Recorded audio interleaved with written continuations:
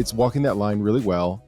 Apple, I saw the American government is thinking about forcing them to open up their app store. Did you see that? I did not see that. I'm not an avid Apple user as I used to be. Mm-hmm. I'm rocking that the Samsung the folding phone. Mm-hmm. Oh, nice. So I ditched all things Apple a little while ago, except for my iPad. But yeah, so because of that, once you're not using an iPhone, sometimes you don't know what's the new developments with. So I had no idea about that. Well, the big thing right now is that freaking M1 chip is just that good. You know, really, it's just that good. It's a big part of it. Yeah. That's a part of why they're really. How does that work? It's so much potential that people are wanting to be able to get other apps into it. Right. So they want it opened up so they can actually do better. It's running their full laptop environment, and then it's running their tablets and it's running their phones. So it's essentially the same chip, but with different, degrees of power in it. That makes me want to upgrade my my iPad is ancient, right? Like I have a Gen 3 Apple Air or whatever. I was playing around with the new ones in the store. I'm like, this is nice. Maybe not $600 nice, but I read those comics for sure. Well, hey everybody! Welcome back to BRB Gaming. We're just going to keep chit chatting here, but today we have Izzy Nobre on. Izzy, thank you so much for being here.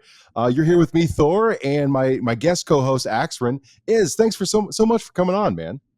Yeah, man. Thanks for having me. I always enjoy touching base with the community and seeing what's going on the other side, right? Sometimes as content creators, we get so stuck on like our little bubble, what's going on, and then actually touching base with like the other guys in the industry, as it were. This is really fun. I love it. Yeah, I'm so up the Odin butt right now. Like I'm so focused on the Odin. As of I just loaded you're already digitally influencing. Oh, okay, now I gotta buy one. What the hell? Yeah, no, I feel like the kid is left out. I feel like the kid is picked last. I got the screen right here. I'm looking at it as we're talking. I'm like, maybe I should buy this thing. Yeah, it really is the device right now. Oh man, it handles PS2, GameCube, just everything you need it to. PS2, how well is the PS2 performance? It's PS2 is pretty good, honestly. Really? And it's just going to keep getting better as the emulator gets more refined. So that makes a lot of sense. Is it about the size, like from the pictures and you lifting yours up there? It looks like it's about the same dimensions, maybe a little bit bigger than the Switch Lite. Yeah, for sure. Okay. It's just a smidge longer than the Switch Lite. And of course it has the kind of curved grips there. So it's a little thicker that way. It's like a little junk in the trunk. Hey, I see here the shoulder buttons are analog. Yes, which is fantastic for GameCube. I was gonna say the Switch doesn't do that. It's great for GameCube. Yeah. Like Mario Sunshine on the Switch. It's much better on the Odin. Or racers. Yeah. It's not even like the kind of analog that wears down. It's a magnetic sensor inside of it too. So it's basically a frictionless sensor. Yeah, it's fantastic. Amazing. That's cool. I mean, it makes perfect sense, right? Like the analog tech, that makes a lot of sense. That's really cool. Okay, now oh my goodness, this is looking better and better by the minute. Oh man, so we got the Odin that's going on. We've got a light version of the Odin coming out eventually here with a slightly weaker chip, but in a better price range. Really? And then we also have Nintendo just shitting the bed everywhere as of late too. So everybody in the emulation community is winning right now. We already expect that, right? Like, and another news, water is wet. Nintendo, for all they've done to contribute to the industry. We're talking just before we started, we came on, right? Like it seems at times that they should know better at this point with all the public outcry against their decisions, that it makes one wonder if they're just leaning into the meme. Like they just don't care. And now we're going to do it to spite you. Like to see, if you don't like this, well, guess what? We're going to screw it up a little bit more and a little bit more. Yeah. I have maybe a unique perspective on some of this, having to do with my main business being so involved in Asia and Japan in particular with some of the companies I contract with. And I'm starting to wonder if there's a couple of people that are making decisions that just make decisions and then you can't go back on it, because that's shameful. You can't really pivot a company over there without somebody getting fired at the very least. And it kind of feels like that with Nintendo right now, making all these weird decisions, closing the eShops, making it basically impossible for people to play classic games. It's really weird, and it's starting to get icky, I think. I feel like if we hadn't such nostalgic, positive memories Mhm. from this company, we probably would have gotten to this point where we are sooner. We've given Nintendo a pass Yeah. time and time again. When it not only is it easier to offer a better experience, a better way to relive these retro games, but it would make them more money. Yeah. Like flat out. Like people, as Gabe Newell once said, piracy is a service problem more than a price problem. As we, Right. when we were kids and we had to save, like when I started into emulation, like I had no money, I didn't have a credit card. So that was a necessity of the time. But now we're Right. all adults. We buy stuff that we like. And All the Nintendo time. ought to know by now that we Absolutely. would give them money to play these games, right? But it almost, Yeah. it's like you said, maybe it's a cultural thing where their way of doing things is, this is a decision we can go back on, it'd be Yeah. shameful. Maybe it's that, maybe it's hard because they certainly they know that these decisions, the way they so aggressively protect their intellectual property in ways Right. that is just like it's too hurting aggressive. themselves. Even like I said, if they were to It sell is. the games, like instead of this subscription model where everything is becoming a service, right? Instead of this subscription model with Nintendo Switch Online, if they still had something like the Virtual Console for more Right. reasonable prices, we would not complain about these things. We wouldn't be talking Not at like all. in Well, 2022. The great news is extra Nintendo is screwing things up again. Like it's ridiculous at this point, and this might be the year finally that this is my heel turn. Like I abandon my Nintendo, like you know what I mean? Like the fact that like I have a Yeah. Game Boy tattooed on me. Like this is how big this company has been in my life and my happy right. memories and stuff. But at this point, it's like, come on, dudes! Like, what are you doing? Why are you? They're closing down the eShop, right? And They there's just no plans to bring any of these digital only titles to in any way. So No. no. if you don't get them right now, or if the only other option is to pirate the games, they're going to be Yeah. gone. So like, there's no way to keep to keep this alive, right? For the future generations to enjoy, to see, because while it's a hobby, it's video games. This is a part of media history as well, right? Like the stories Yeah. of how these games came about and the design lessons we can surmise from playing some of these games and the memories we attach to them. Like this is value to a lot of people, and it seems like Yeah. the only people who don't see the value in it is Nintendo themselves, which is mind-boggling. It's because Absolutely. they don't see future monetary value in it. They see reselling old ROMs as a one-time purchase, and instead they want that as a service, but they're not willing to step up the way Sony and Xbox have, and Microsoft. Yeah. The Microsoft Game Pass is, if you want to talk about as a service, that's what's crushing it in gaming for the last couple of Hells years. It yeah. is right now. Hells yeah.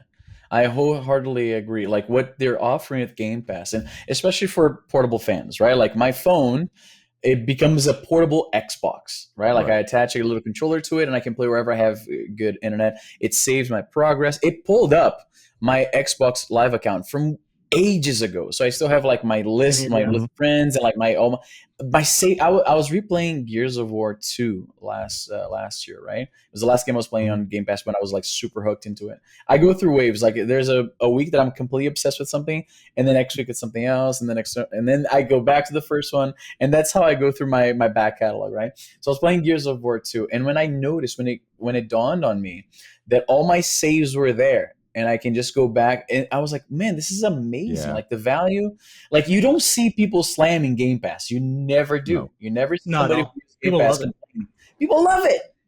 They love it. Yeah. I know on my Odin, I can play Game Pass my Odin and enjoy It's that way. The amazing. controller That's that plugs cool. in. Yeah. You know, It just works. even like a device like that RP2 Plus, you can get on there if you want to. It's not the best experience true. because of the screen. Yeah, the screen is so It works, small. which is So crazy. some of these games, yeah, no, but yeah, exactly. You could But do that, we're right? finally at the point where we've got solid Android hardware, we've got Mhm. built-in controllers, we've got big screens, big lush, nice screens. They don't have to be OLED. I don't need an OLED yet, personally. I don't know how you guys feel, but I know it's we're nice, but it's not necessary. It's take it or leave it with me. finally Like if there. it's there, awesome, but it's not a deal breaker. Right, Yeah. right. Absolutely. 6,600 lack milliamp of hour. analog Hey? triggers is a Yeah.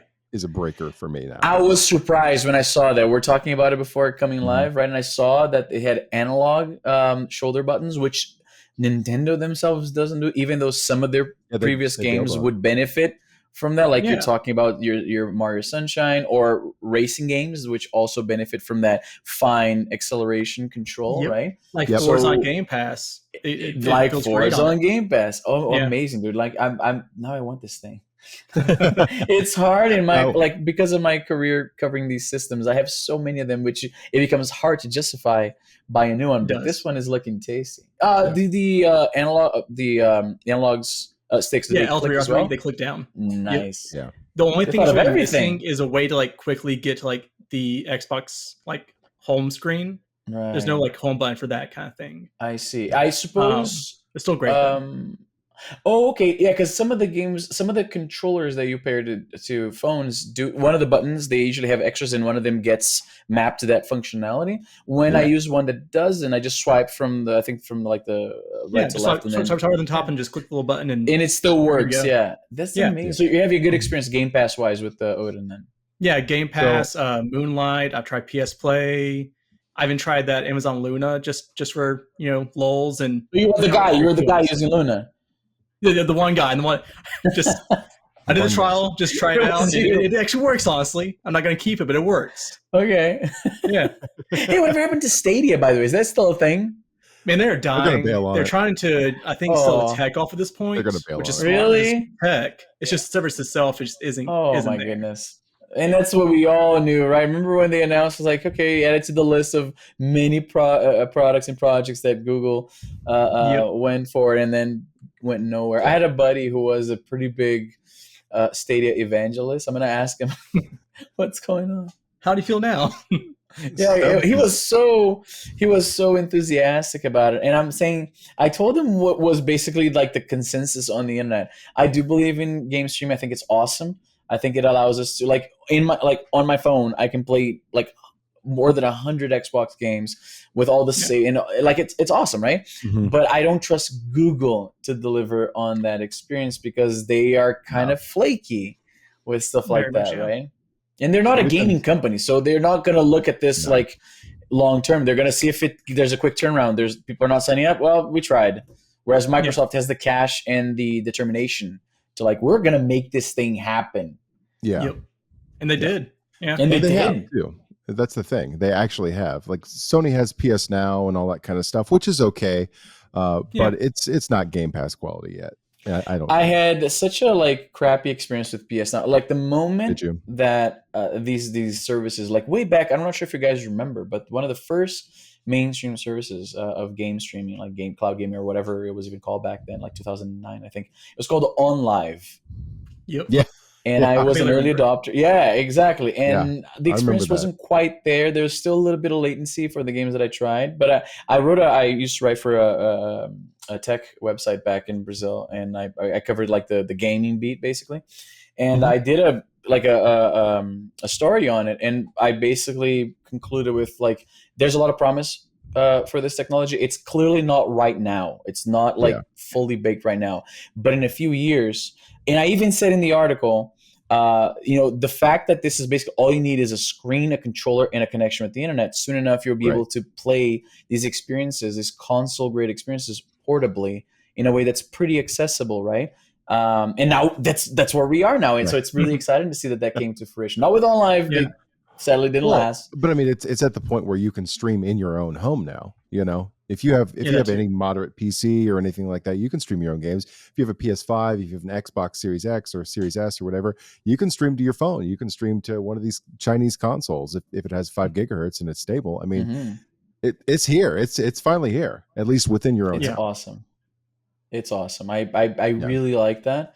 Though I find that lately, like going back to like say Switch, right? Like I imagine you guys, considering your profile, you were primarily a portable Switch player, right? I assume, or no?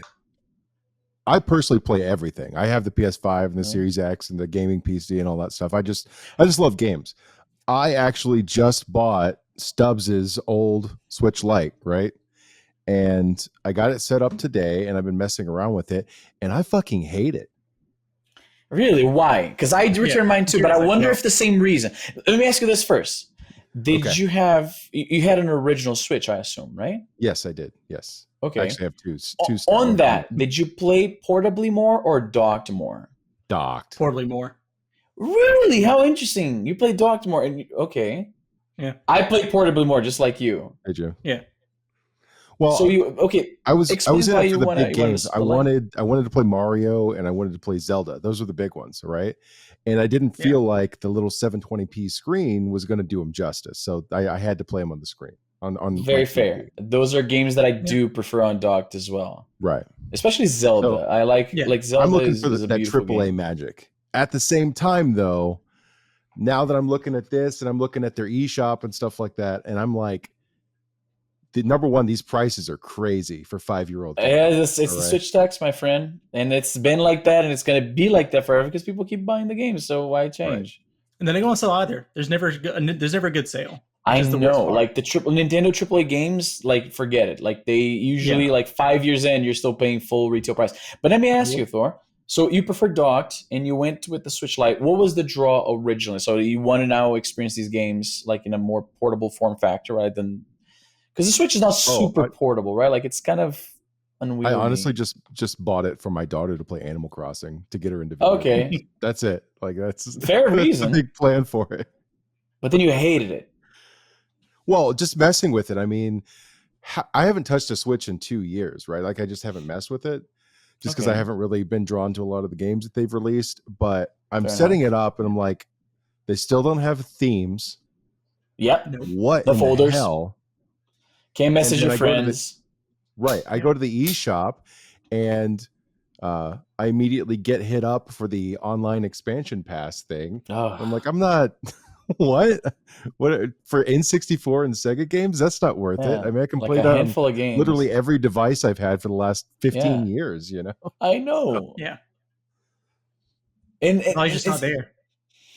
It's not there. It's so disappointing, right? Because you would think that Nintendo, being the oldest player in this space, would be the one to deliver the jaw-dropping experience. Yeah. And yet, and I remember in the beginning, the early years of the Switch, right? We chalked that up to like maybe the online component isn't as big for like Japanese culture as it is to us.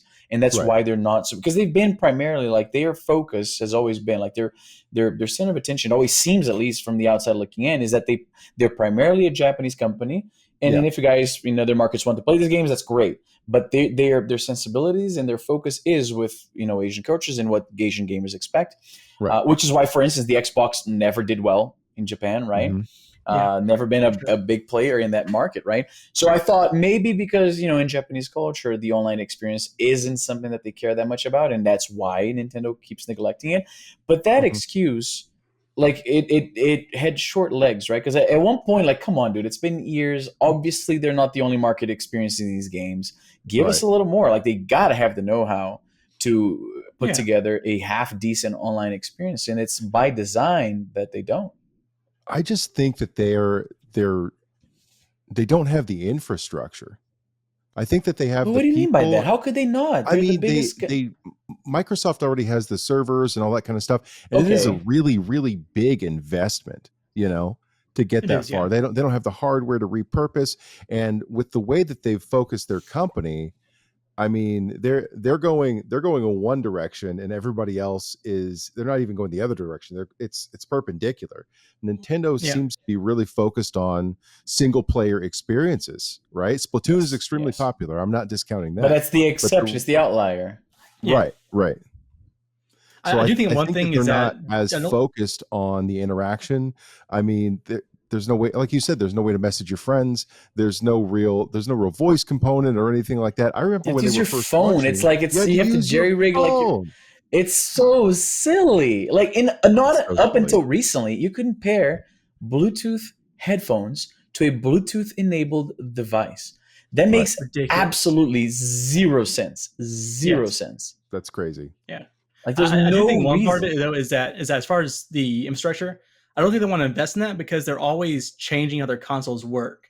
Sony, Microsoft, their consoles work the same way, console to console. Whereas, is this next Switch going to be a Switch, or is it going to be another Wii kind of thing, or is it going to be 3DS? So, will that infrastructure carry over to the next generation console? Probably part of the issue too is that they don't know how to sustain it. But they've spent so much time innovating at this point that they haven't gotten stable again. Again, I'm not discounting the Switch's success. It finally passed the Wii, I think, a couple of weeks ago in total lifetime Really? sales. How many million which at this is point? crazy. How What's that? many? Yeah. How many Over sales at 100 this million. point? Like over 100 million units. Wow. Yeah, I Yeah. mean Wow. it's insane. That's a But massive it hit. is No it is an kidding. unmitigated success. I think we're coming at Sure. it from a Western perspective on games where we're going, we want these features and they're so easy to implement, and over there they're going, we don't need these features. You know what I mean? Yeah. Oh, I think that Because might be because the it's case. successful. Like it's the best explanation as to why their experience is so firmly like I was gonna say 20 years ago, but I believe that 20 years ago I was playing games online more conveniently with my friends 20 years ago than it is on Yeah. my Switch. Like friend codes. Honestly, yeah. Oh, friend codes. Like Jesus, it's like I get it. Like back on the Wii, because the Wii was such a like it's a game for us to be playing in the same space with movement and all that. Like I Yeah. get it back then, right? But to still be using such a clunky solution is it's become a symbol of in all the ways that Nintendo's dropping the ball. Yeah. The online thing, the way they deal with their intellectual property, right? And it's Did you like, see the memes? See the memes about the oh, of music? See course. that? Oh Yeah. man. Oh, those were great. They're Oh my spicy. gosh. And yeah, I What were mean they that's thinking? probably What were the they best thinking situation. taking all of those videos down? What were they thinking? Yeah. That's ridiculous. They, Those cards strike just out of nowhere. yeah. What can you even say? That's like at this point, it's like I've surpassed the level of Stockholm syndrome that I used to have, and I'm just like, look, I love the games, but this company is just like there's no justification. I know that there's some people still making excuses because I know personally some people who are like they're Nintendo diehards and they're very Yes. intelligent people, so they're able to like almost sound convincing. Yep. But then you're like, no, man, no, I still can't. Like, it's flat out anti-consumer. It's anti-fan. I would say their stance, Honestly, like yeah. the way they deal with like fan games, like animations that people they're like, no, shut it down, close it down, take it down. Like, if they had a little bit of fun with it, Yeah. they're not really. I don't. Obviously, they think that would be detrimental to go with it. Clearly, they think they're standing to lose something.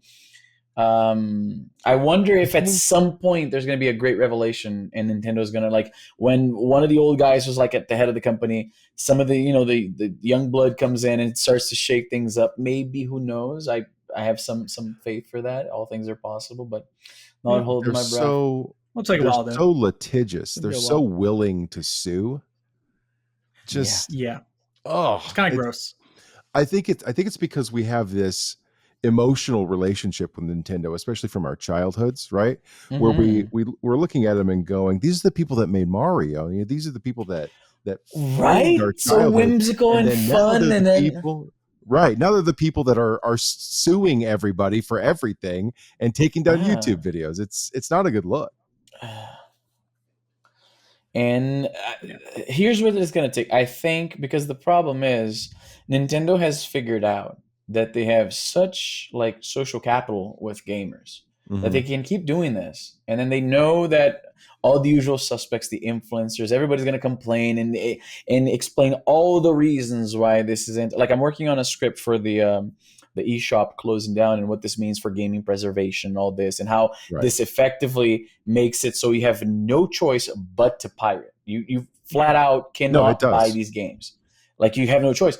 And it's like, at what point does the outrage goes from just like we're making videos and critiquing what's going on to just like people return to their old ways of preferring to pirate games? You know what I mean? Because like when Yeah. options show up, right? Like be it your Steam or your Netflix or your what is it called, Spotify. Like when these legitimate options show up, even if they're not ideal, even if there's some catch, right? Like in this case, we're talking about giving up the idea of owning something and signing that as a service in perpetuity. That's not ideal. Like consumer wise, that's No, not it's great. not. But we accept it because Yeah. it's super convenient and it's like it's affordable enough, right? Yeah. But eventually, and I think this is something you see with the pulverization of like it used to be like you sign up to one thing and you have access to all these things. Now you have to sign up to a bunch of different things, which I see in my circle. I'm not sure how representative this is of the whole, but I see in my circle people starting to like, no, I'm gonna go back to Pirate because this is just too much. Now this show that I liked on this service has been pulled and now it's on this other service. I'm not gonna sign two because I just like that one. Screw it, I'm just gonna pirate. So I wonder if at some point Nintendo is going to lose people's let's say willingness to put up with this and just say screw it, I'm going to hack my Switch, I'm not going to give them any money anymore, this is just too much, especially when you combine the fact that we're going through difficult times right now and people are already looking for ways to save money anyway, so Nintendo's not helping themselves by doing this. I wonder if we're going to start seeing more people like talking open about like screw it, I'm going to hack. Just doing simple things like comboing games together for a reduced price. That would help. That would be something. That's an idea. Deal, but being able to buy 2 Mario games or something like that for a 30% price reduction just between the 2 games, but they just won't do it. They haven't updated their eShop user interface for the entire lifetime of the Switch. That's amazing when you think about it. That's amazing. That's insane. Yeah. It's so slow and clunky. It isn't a good experience. It's hella clunky. My God, navigating that thing, like refreshing the page, you go back. I don't want to go back. It's going to take a while to refresh. And the search isn't super helpful at times. It's just bad all around. I don't think you're talking about like cosmetics, the look of it. I think they haven't changed anything at all. I'm going to now look for change logs or something. It's probably the exact same experience from a day one Switch right out of the box. Yeah, as far as I know, it is. It's the exact same. We had Jesus Christ. Taki Udon on the podcast back in November. Love his work. And he said something to me, to Stubbs and I, stop letting these companies get away with it, right? And he was talking about Chinese handhelds at the time, but I think it applies to a lot of stuff that's going on, especially in the technology space these days. I have a question. Though. Away with it. What was he... Like you say that in that quote, the context was the Chinese emulation handhelds. What was he so upset about with that in that space that he said that? We were talking about 3326 devices and how they kept making them, and then how people kept essentially simping and letting these companies have glaring flaws in their devices, and then acting like it was okay, acting like like it's okay for the RG552 to have such an amazing screen and blah blah blah blah blah, but they don't have 5 gigahertz Wi-Fi and the battery is fucking inexplicable. Garbage. Yeah. Sounds criminal. I mean, that's bad. It is. We're just talking about like Game Pass and like game streaming. Like, how do you ship a device like that with a nice widescreen, right? And you don't put in 5 gigahertz. Like you just and the 5G would be beautiful for that with the screen and the buttons. Right? I mean, everybody would love that. But when I heard that was the deal breaker for me, by the way. Like when I heard it had no 5 gigahertz, I was like, well, I wanted that to play like Game Pass. It'd be great. Especially the price too, like $225, $230 for that. It's a nice price, yeah. That's like it puts it as far as like these devices go. It puts it like it's cheap enough to like screw it. I want it. I'm gonna buy it. Screw it. It's in the cart. I bought it. That's so disappointing. Okay, so I see why he would have that impression. But I feel like that about this. Literally, I haven't touched Switch hardware in like 2 years. Seriously, and I'm setting up this Switch Lite today. I'm like, oh my God, the UI is lagging while I'm downloading games. What are you talking about? Inexcusable. Completely inexcusable, right? Like you can get better performance out of like an entry level like smartphone, not even from the lesser brands, right? Like I review a lot of smartphones as well on my channels, and it's amazing how in the span of like 10 years, like if you were to compare a phone, like what $200 got you back then and what it gets you now, it's like it's pretty impressive how far really the technology has come, and like in everything, like the battery, screen, like everything, and then to start setting up your new Switch Lite and to have issues like that, it's just it drives home the point that Nintendo just doesn't care. They know people are going to keep buying. Obviously, like you just mentioned, 100 million units, right? It's a smash hit, a huge install base. Developers want to put games on it. So they're like, screw it. Yeah. Well, I mean, part of the issue is that they're also using what was basically a phone chip from 7 years ago. Yeah. I mean, that's part of 2000 the issue. it came out in 2017, so it was at least from 2016. Yeah. Right. It wasn't that So, powerful back I then too. don't- It was like Yeah, the no. high end one. It was a mid range one at that. Yeah, it's like it's called what, the X1 or The something like that? Tegra X2. Tegra X1. Tegra X2, that's the one. X1, Or is the X1, X1? right, X1, yeah, Tegra X1, that's right. Yeah, it was like, it wasn't even, in fairness, in their defense, usually because of the development cycle for a console, they usually opt with like, you know, like something it's typically much lower end than you'd find on like a high-end gaming rig. So I get that it's basically a tablet, but like after all these years, I expect them to know well enough, like know the hardware well enough to deliver at least like a comfortable experience browsing their game store, right? Like even if it's a underpowered chip, you've had years to optimize that thing. It's just a web face, honestly. It's just a web browser with a basic wrap around it. Exactly. So no, it doesn't matter that the chip is old, right? Like I get better experience from like a tablet from that era browsing the Play Store. Yeah. Yeah. So it's so frustrating. Well, I don't buy modern hardware anymore. Personally, I'm never like on the current gen, except for some gaming devices like home consoles. From now on, like I'm determined to buy 1 or maybe 1.5 generations back. Buy it new in box, buy it on eBay, put a SIM card in it, you own it outright. Don't do this leasing thing where you're paying the full price or whatever over the next 36 over like months. 2 years or whatever, yeah. Right. But you can't really do that with gaming hardware. People expect results straight out of the box. They expect the newest and they expect the freshest. And I'm really struggling to see what Nintendo's hardware future looks like right now. Same, honestly. I have no clue what Switch 2 or what the next whatever word they use is going to be like. Super Switch? There's no telling. The Super Switch. What? The Super Switch, yeah. Who knows at this point? I mean, we're what is it? Yeah, we're five years in. Yeah, 2017. Yeah. 5 years in. 2017. Yeah. This is around the time when we should be seeing. Like they had some redesigns, right? Yeah, they had the OLED, which should have been a Pro Switch at least, with a slightly better chip, maybe, or something. I can't recall much about the internals. I remember thinking that for people, like the overall sentiment, right, like the consensus of all the reviewers, is that if you play mostly docked, this thing is useless. Like it's going to give you the exact same experience, right? Like if you're not looking at the OLED screen, which is bigger and all that, like and you're not, I think the battery's a little bit better too. But that also happened with the version, like the second version of the Switch. Like they always improve the battery a little bit. Yeah. It's or sometimes not even improve the battery. They have like. But the chip is the same. Sometimes I know that you see that a lot with like Apple products. Like sometimes they have the same chip on like an intermediate like upgrade model, but then they like tweak the performance. So like the battery, which is still like the same, whatever, like 3,600 milliamp hour, like you get a little bit more time out of it, right? So you always get that with the Switch. Every consecutive Switch, like the battery's a little bit improved, but that's not enough. But it's not enough for an upgrade. That's 4 total hardware revisions over the last 5 years.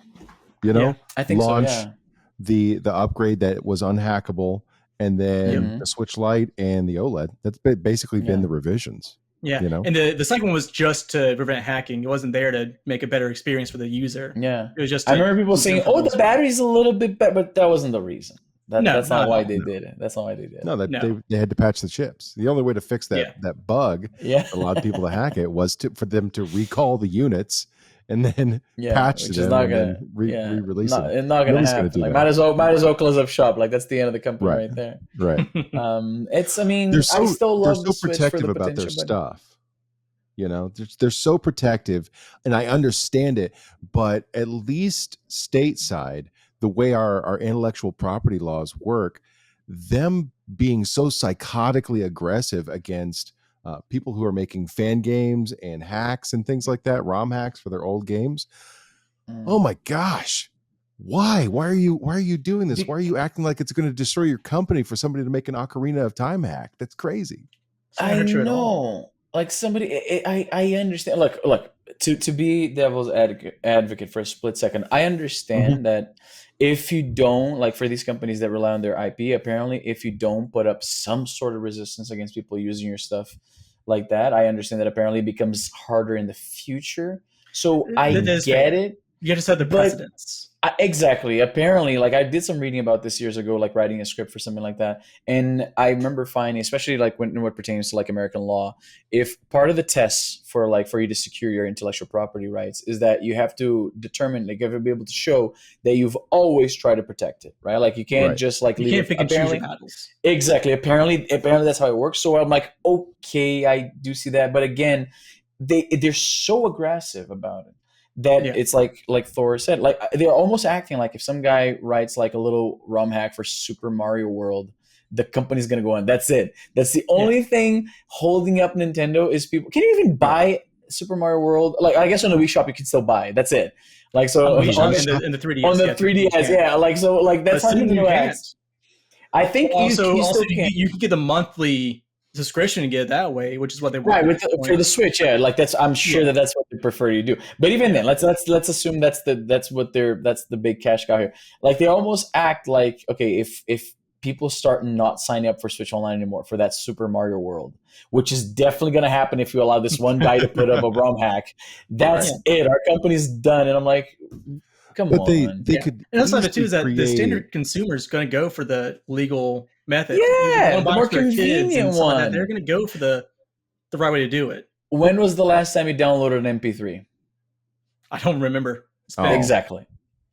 ages.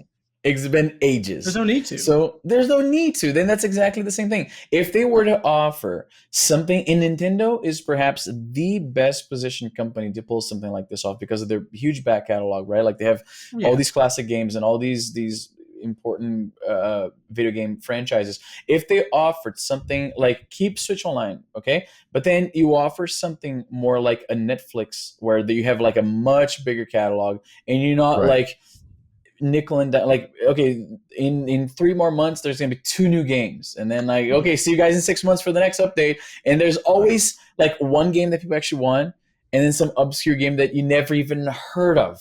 When they have the rights for a lot of these games, like at least I understand the argument that it's not that easy to cut deals with all these different publishers. First of all, when you're Nintendo, I want to imagine that you have decent pull. Like you can probably put any game you want on that. First of all, but let's pretend that it's so hard for Nintendo, this little upstart that nobody's heard of. It's so hard for them to work with the little with mom the and pop. Exactly, this little like mom and pop shop that just came up. Like it's so hard for them to get these licensing deals. Fine, let's pretend it is, right? At least for their first party stuff, I expected on launch day everything, an offering everything. It took 2 years for them to replace. Like they first out of the gate. Hey, no, you love Virtual Console on the Wii? Forget it. You don't have that here. Screw you. And why? Because screw you. That's why. And then 2 years later, it's like there's like I think it's like 20 games. Yeah, and the system checks your connection. I think it was every 5 or every 7 days or whatever. So if you're on a big trip, forget it. Yeah, you cannot play the games. If they checked like once a month or whatever, it'd be better. It'd be better. I understand that now you're giving too much leeway for people to cancel and use. Oh no, somebody's gonna play Super Mario World for free for 29 days. Yeah. Oh, sound the alarm! My God, this is what I'm saying. From a design perspective, though, they could very easily put in another timer chip in here that the user can't mess with. That has to be synced to Nintendo servers, right? So even if you're jumping around in Animal Crossing and you're time traveling and all that, it still has a chip inside of it that knows exactly what day it is, and on this day is when your subscription ends. They could totally do that, and they don't. They just don't care. By the same token, they could give people who are making ROM hacks, people who are making fan games and stuff like that, and music, they could give them an avenue to be Nintendo certified. Where they tell Nintendo, hey, we want to have fun with this. We're not trying to make money. We're not selling shit. Can we please do this? And Nintendo goes, God bless, and then it moves forward. But even how many YouTubers do you know of that are scared shitless of getting their content taken down because of Nintendo right now? Because I know even I worry sometimes. Right. Everybody, Exactly. And I don't even cover Nintendo that much. And even I worry that, like, when is it going to be that some video I made on whatever 2 years ago, they're going to now start pulling it from the internet, and then it hits me. Like, Right. Yeah. And you're going to get a strike or something. Just exactly. Like, that's a concern. Like, it seems like when it comes to like online content creation, like YouTube videos and stuff like that, it seems that they've chilled somewhat from their previous. Like, it used to be that they would take down any videos that had any footage of Nintendo games, right? Yeah. And now not so much. I remember like circa like I want to say 2000 like 13, 14. I think that's when we'd see like the more aggressive version of Nintendo. So perhaps Yeah. if you want to be like a cup half full kind of guy, you can say, hey, they're a little bit less aggressive. Yeah. But it's They're still, not it's kind of like acting. too little too late. It's like you said, if they had an avenue to explore, and I don't mean explore in a bad way. I mean like to give these people a way to like bring these Mhm. projects to fruition under the supervision of Nintendo. And if Right. they say, look, you can't do crazy stuff with our IP or whatever, but if we think Yeah. that what you're putting together has some merit, hey, maybe we'll like have a spotlight on like these like community created games that people can play Like, for why a not? limited amount of time or whatever, and it'll toss you in like a something in recognition, a little bit of a some pay for that work that Yeah. you put in and all that. Like that would foster creativity in the community, that would foster goodwill with the fan base and the company itself. It's something more that you're offering. I've played so many awesome ROM hacks over the years that if Right. Nintendo had some Yeah. way of like delivering that to the consumer, take whatever checks and balances you want and make sure that the experience is appropriate and all that, that's fine. But that'd be so cool to have like this little area where you can experience these fan games under the supervision and blessing of Nintendo. It would be a selling point, I think, for Yeah. the system. Also, you have to buy the ROM. You have to buy the actual game first, so they would make money off the actual game. There you go. You can People even then do that. play the Hey, you ROM. want to? There you go. I That's mean- I hadn't thought of that. Yes, you want to play these crazy community games? That's fine, but buy the game first, and then there's all these Right. mods that they don't even have. Like if they're just That'd be like awesome. supervising and quality checking, that'd be fucking Yeah. awesome. Like, hey, this is the game they can buy. Look at all the cool ROM hacks that people have created over the years. You have the Yeah. game.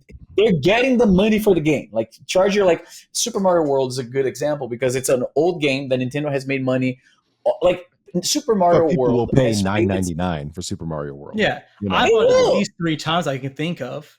I mean, Yeah. So if you have like, can you imagine like in this utopic future that we're thinking here, you have like the virtual console or a similar experience. Here are the awesome games. Here are like the current reviews, like what people are saying, like like you'd see on an app on like the App Store or whatever. And here's like if you want a little more extras, like a little thing extras, and then you have like here's this mod, here's this ROM hack, here's this whatever, this fan translation, because Nintendo sometimes can't be bothered to even localize stuff, which fans have been doing forever. And then when Nintendo gets hold of it, guess what? So they don't do it, and they don't want anybody else to do it. It's almost like out of spite. Yeah. It's weird. Yeah. It really is. It just feels too aggressive. I know we keep harping on it. Yeah. It's too aggressive. I think that would be awesome if they put up something where you have to buy the game and then you could play ROM hacks on Switch hardware. Like make it like Super Mario Maker where you can download. Dude. Yeah, that's what they had that kind of like Mario Maker has that kind of experience, and then other companies have done this kind of thing, like with like Skyrim on like the PS3 or PS4, whatever it was, that you can actually do mods of Skyrim on an actual console. It's not hard to do this kind of thing. Then Sonic Mania, where they hired the guys that make the actual game. Yeah. It adds value to a game that perhaps I wouldn't buy for like the fourth time or whatever. But if that's an option, like on my Switch, so it means I can play on the big screen TV, which is a little bit easier when you talk about like ROM hacks. Like I don't want to download something off of some sketchy website, then get my TV box, take out the SD card, plug it in here, transfer over, and then find the artwork. Screw all of that. If I can pay like say $10, $9.99. And here's Super Mario World and all the ROM hacks you can stomach, or other games as well. Because Super Mario World, as you pointed out, the Mario Maker it's as close as it'll ever be to that, like this scenario we're imagining, right? But it doesn't have to be limited to Super Mario World. It can be basically any game. Pokemon is a huge one with ROM hacks, Oh, hell yeah. Yeah. Oh, but people would rebuy just about any Pokemon game just for the ROM hacks on the Switch. They would. They absolutely would. But it doesn't matter how many times you beat like Fire Red or whatever. If there's like a hack off of Fire Red that is like, and like this is so it's a fundamental problem of not wanting to deliver a better service for consumers. It's like flat out at the end of the day, it's just flat out anti-consumer. Like It they really would is. legitimately make money off of that and choose not to, because in their corporate culture, protecting their sacred cows seems to be far more important than both delivering a better experience and, again, making more money. Yep. But the problem is that legally it comes down to they own the IP, and if they don't want to sell it, then screw the consumers. Yeah. All right. I mean, yeah. Now, I don't think the American government in particular is going to go absolutely ham on somebody downloading ROMs. Obviously, I don't think No. hosting ROMs is one thing, but Yeah. so On a big site. getting Yeah. It's ROMs and the stuff, argument that's can be not going to made. end your world. Yeah, the But argument can be reasonably made that for these bigger players, when it comes to like online piracy of these games, the argument can definitely be made that people are not buying the games as much because you're giving these all for free. But right, like people downloading ROMs, I don't see the Interpol kicking down your door because of that. Like I no, don't No. nobody It's not can gonna happen. truly argue that they're losing that much money because somebody. It's so silly, and it's well, so and at it's this one thing if it's like Switch stuff, if it's like current gen stuff, Yeah. right. it's Try to another avoid thing downloading myself, entirely. honestly. Morally. If you're snaking a Twilight Yeah. Princess ROM, or something like Yeah. that, who Yeah. cares? If you're trying to get that one game that was on the SNES that was never Mhm. re-released, that's not hurting Mhm. anybody. The publisher It doesn't really get any isn't. money from that. I mean, what was that? Or also back to the whole eShop shutting down thing. 3DS games, those are such a unique experience. Right. That's something It can that you only be cannot get played on anywhere that else. Once that hardware eShop for is the most closed part. down, you can't experience those anymore. Even emulation is not going to be an appropriate way to experience those No. games. Like No. as you said, it's a very good point. The experience is so tailored to the hardware Yeah. that it's just it won't work. Like it's something, but it's not going to be the best way to salvage this little piece of gaming history. Yeah. I have two modded 3DSs, right? So thankfully, this is one of those situations where I'm like, you know what? I try to do everything just exactly how is expected of me as a good consumer. Yeah. But you guys are screwing the pooch so much on this that I will take it upon myself to make sure that these games are not lost forever. That one day, maybe 5 years from now, if all my stuff is still in working order, I'll be able to like, hey, remember this game that Nintendo almost destroyed from existence? They almost obliterated this. I have it. I wish it wasn't like this, but that's what we got. Absolutely, and that's big an issue is that the preservation. I mean, especially with those, even with some Wii U games, use like the second screen in a very unique way. Yes, and that's something that's gonna be lost to time too. Or like Wii games with the controls, which can be translated to the Switch to some degree, but not the same way. So it's just weird and very anti-consumer that they're losing that history and not giving us a way to get access to it legally. Yeah. We just want better. And I'll tell you this, dude. Like when we talk about like game preservation, right? Like gaming history and stuff like that. To people like us, perhaps we're savvy enough, and we've had these ways of experiencing these games like portably and all this stuff. But if you have somebody in your like social circle, right? Like I've had the opportunity because of my career of experiencing this many times, of like people come to me as like the game guy. Hey, what's that game? What is that? And I usually like they'll give me a few descriptions of the game. I'm like, oh, it's whatever, right? And they're like, oh yeah, absolutely. I haven't thought of that game in forever. I wish I could play it again. And sometimes it happens to be a game that's available on say something like Steam or whatever, right? Like I remember the last time this happened was a friend of mine. We're at a bar or whatever, and she was trying to remember Rayman for the PS1, right? Yeah. And I like from the description of the character and the levels, I'm like, oh yeah, that's Rayman. And it's like, oh my god, like it was like this light bulb moment where she's like, again, to us, we like nerds like us, we don't forget like a mascot, we don't forget games like this. But to the average person, they used to play these games, and perhaps it was a big part of their life when they were young, and they completely forgot about it. They got cut off from that. They're not following the news. They're not on the subreddits comparing what's the best handheld to emulate whatever. And then when they finally become reacquainted with that game, like this girl, for the rest of the night, I told her there's a like the remake on I think it's goodoldgame.com, right? And I looked it up on my phone. I said, hey, because she's like, oh yeah, I wish I could play that game anymore, but I don't know where to buy like a PlayStation. I'm like, hey, there's a remake or whatever it was. And I showed her on my phone, right? And the rest of the night, she was clearly so antsy to go home and buy it. She tried to buy it on her phone, right? Like on the browser, but it didn't work. She was like impatient. And she was constantly like, so do you think this will really work on my computer? I'm like, yeah, no, that's the premise of this website. Like they take these old games and they repackage in a way that's playable on modern computers. And that's not going to be a problem because that's a remake. That's exactly what the idea is here. Yeah. And she was super psyched. And I was thinking like she was so happy about the idea that she's going to be able to give the creators of that game some money and play it over the weekend, right? So like, Right. Yeah.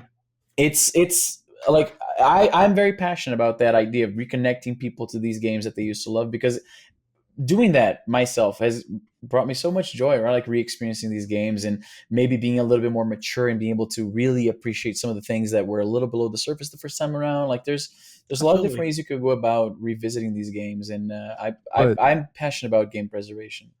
but that's Yeah. also part of what we were talking about earlier with having like a Netflix for retro games, right?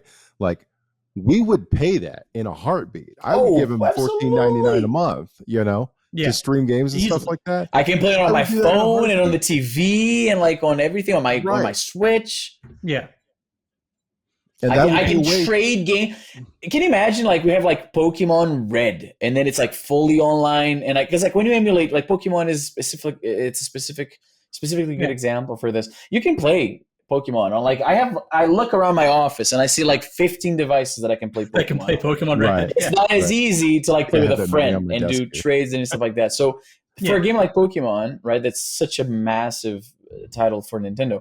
If they offered an experience where it's like, hey, you want to play Fire Red with all these crazy filters or whatever, or like change the look and you can play online, you can trade Pokemon. Mhm. Some of the Easily. game Or is ROM flat hack. out inaccessible Yeah. with ROM hacks, right? Pokemon is a good example of a game that the part of the content is locked out if you can't play with your friends, right? Like I'm playing Yeah. Far Red on my PSP Go, right?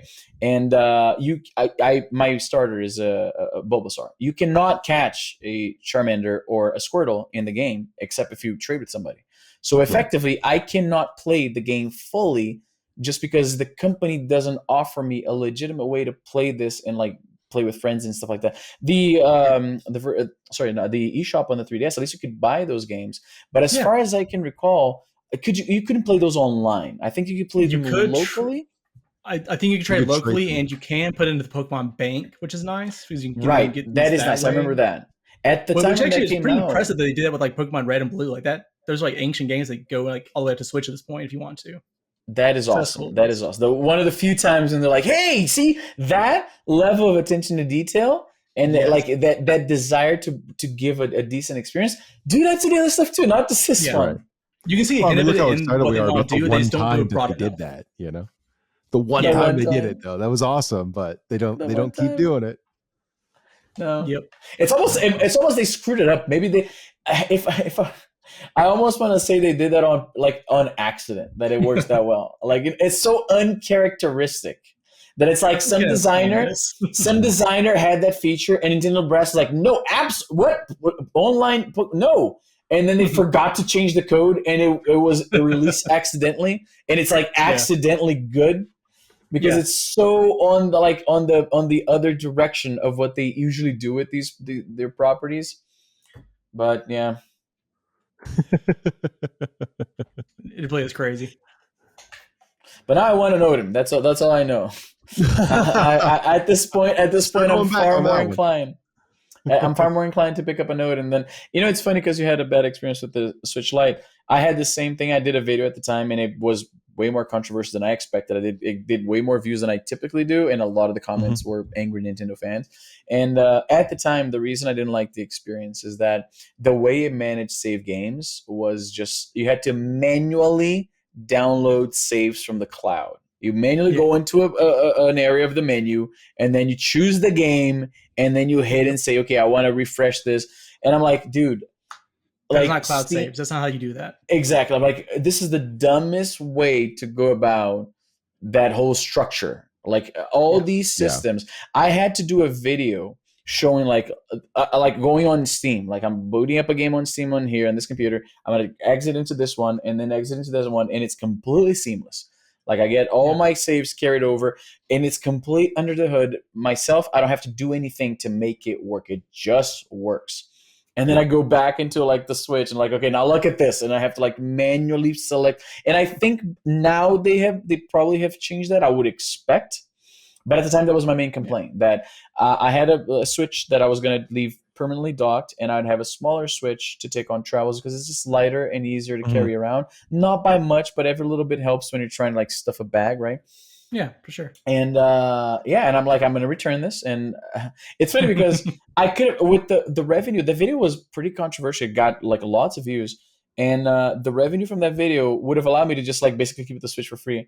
But I was so upset. I'm like, nah, screw it. I don't really want it. I'm not gonna play on it. Like, I'm not gonna be jumping manually. Just to, like at this point, it's much easier to just yank the Switch I already have out of the dock, and there you go. Like, look at how much easier this is than like manually managing saves. Like, what the hell, dude?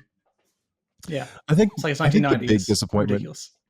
The big disappointment for me, if you took like a PS4 from when it launched to how a PS4 is right now, it feels almost different. You know, it feels like a potentially different console, a different experience. Like a bunch of like the quality of life improvements that they typically do for everything. But they are in the original Xbox 360. They changed the whole dashboard year or two in. Yeah, by the way, I missed the dashboard. Hey, this sucks. Let's fix it, and they did it. The old one was called like the Blades or Blinds or whatever, Blades, like with the Blades. Yeah, I missed that. Oh my god, I gotta see that again. Wait a second, this is gonna bring back. Let's see, Xbox Live. What is it called? Xbox Live, like Blades. Whatever, Blades dashboard or whatever. Let's see. Oh my god.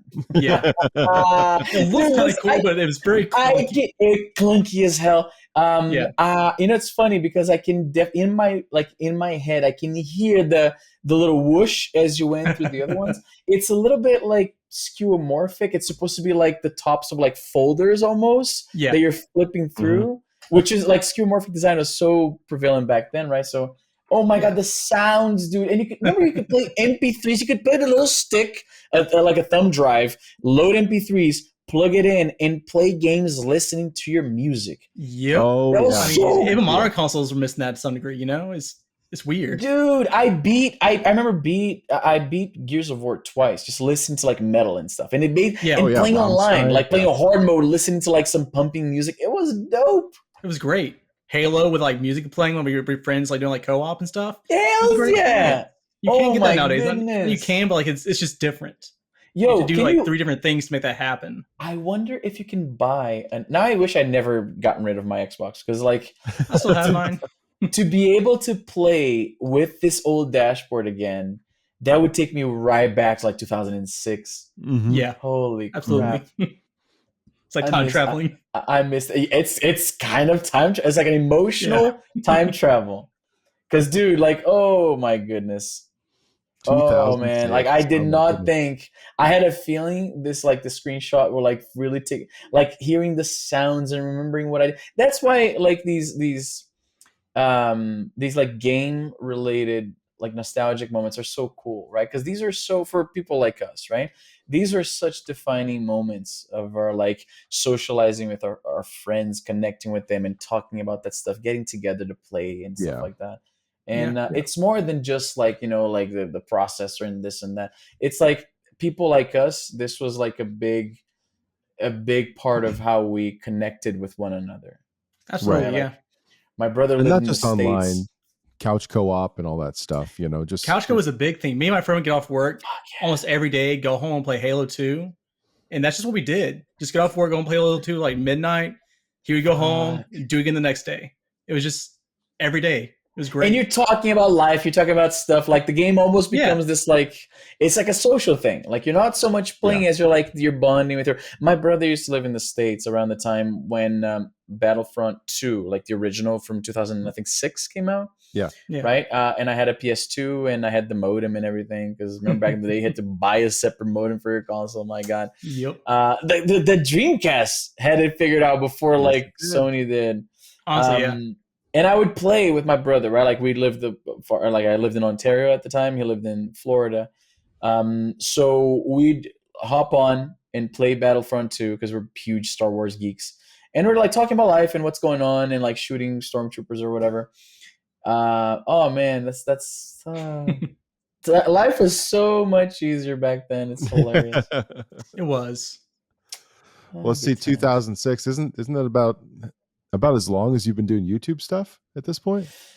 About that, yeah. Because when I started YouTube, I started my channel. I think I might have opened it either 2005 or 2006. But at the time, YouTube was a vastly different place, right? So I would make little clips just to show my family back home in Brazil, right? Like, hey, this is me, like, this is snow. Look at this, isn't that cool? And the quality is terrible, and the audio is awful. And you watch these videos now, you can barely like recognize people's faces because the camera is so rudimentary, right? But that's what YouTube was. And then when I started thinking about like the things that I like doing, right, like video games and stuff like that, technology, I started making a little show where I'm like talking to the few people that were watching. Because back then you didn't need an account to like do, like now you need an account to like and like comment and stuff like that, right? Right. But right. back then you didn't. So you'd had some people like commenting. Slowly a community started arising from that. But yeah, it's around the time like I made videos on the Xbox at the time. I made videos on like the first flash card I got from my like DS Lite. Nice. There's a video The showing like R4 the carts? functionality. I had an M3 Simply, and R4 was the big one. M3 Simply was like the Kmart version, basically. And I have a video where I'm like, here, this is the cartridge. This is what it looks. It's very much like it follows the beat of like a modern review. Like the structure, it's not that dissimilar. It's just there's no production values. There's no little like I'm not telling a little story of when I got this. And like the camera quality is horrible. I have no tripod, so I'm like holding the DS with one hand, holding the camera with the other. At one point, I put it on the. It's so like it screams like early years of YouTube. But yeah, that's around the time. That's around the time when I started doing all of this. I had a video playing. Oh my god, dude! Like the first gameplay video I posted on my channel must have been in like 2007 or around that, and it was me playing SOCOM 2 online with like I think 3 days grace playing the background. Oh yeah, and it's like I don't even think it's like I don't remember it being an edit. I gotta find this here. Wait a second. If I search up like Izzy Nobre SOCOM, there's some videos that there was music in the background, and I took it down because I was afraid at the time of like copyright strikes and stuff like that. And it's not coming up, so I probably privated it to avoid this. But that's what it was. It was I positioned the camera on a bunch of books, pointed at the TV, and I'm playing SOCOM. It's like a camera capturing the screen. With some music playing in the background. I think it was like, yeah. Oh my goodness, man. Oh my gosh, man. Well, what's kept you going for 16 years on YouTube?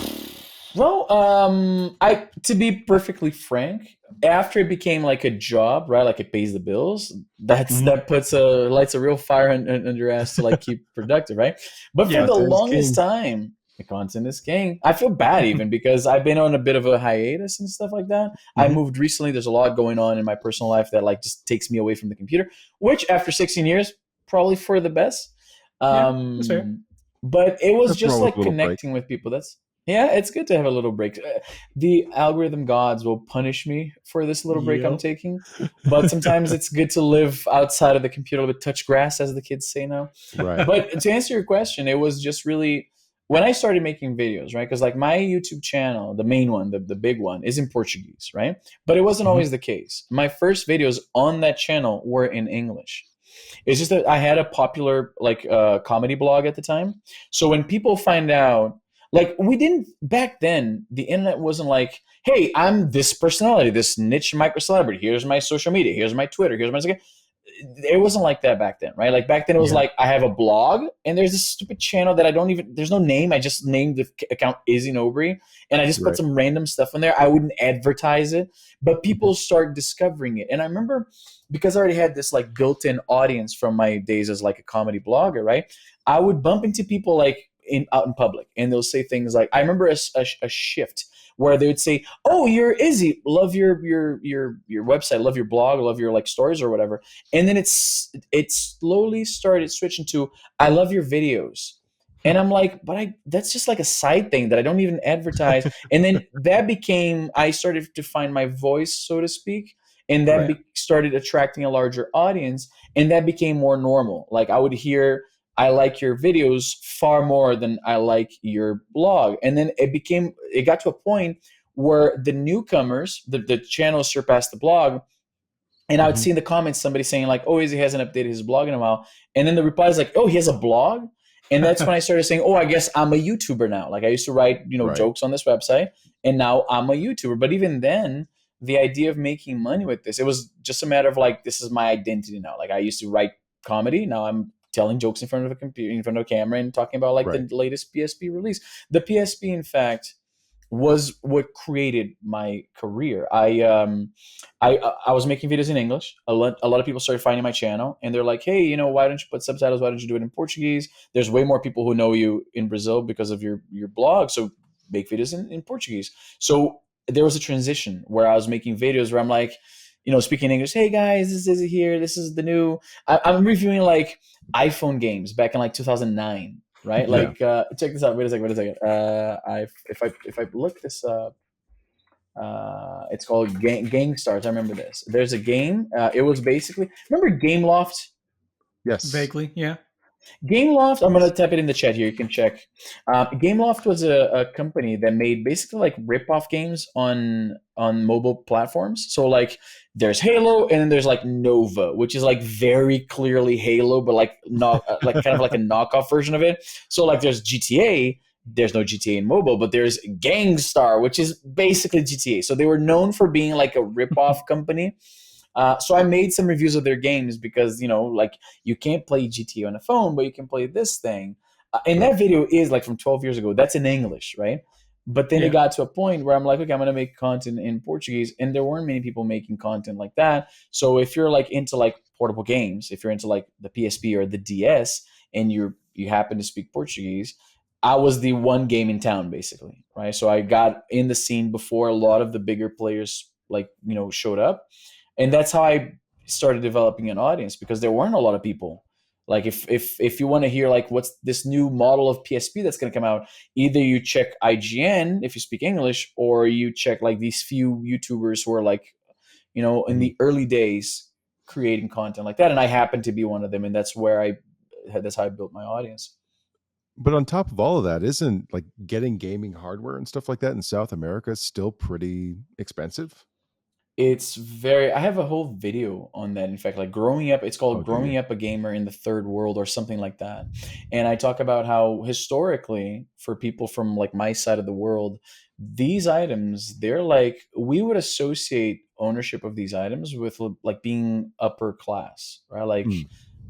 Like upper middle class or even higher than that, because Yeah. like working people, like these systems, they were pretty expensive. Or like the way Yeah. taxes work in Brazil, import tax, like this is something done in like the days of like the military dictatorship, I believe, back in like the 70s, where to protect the local industry, they would charge like this import, like crazy import tax, like 60% with some other taxes on top.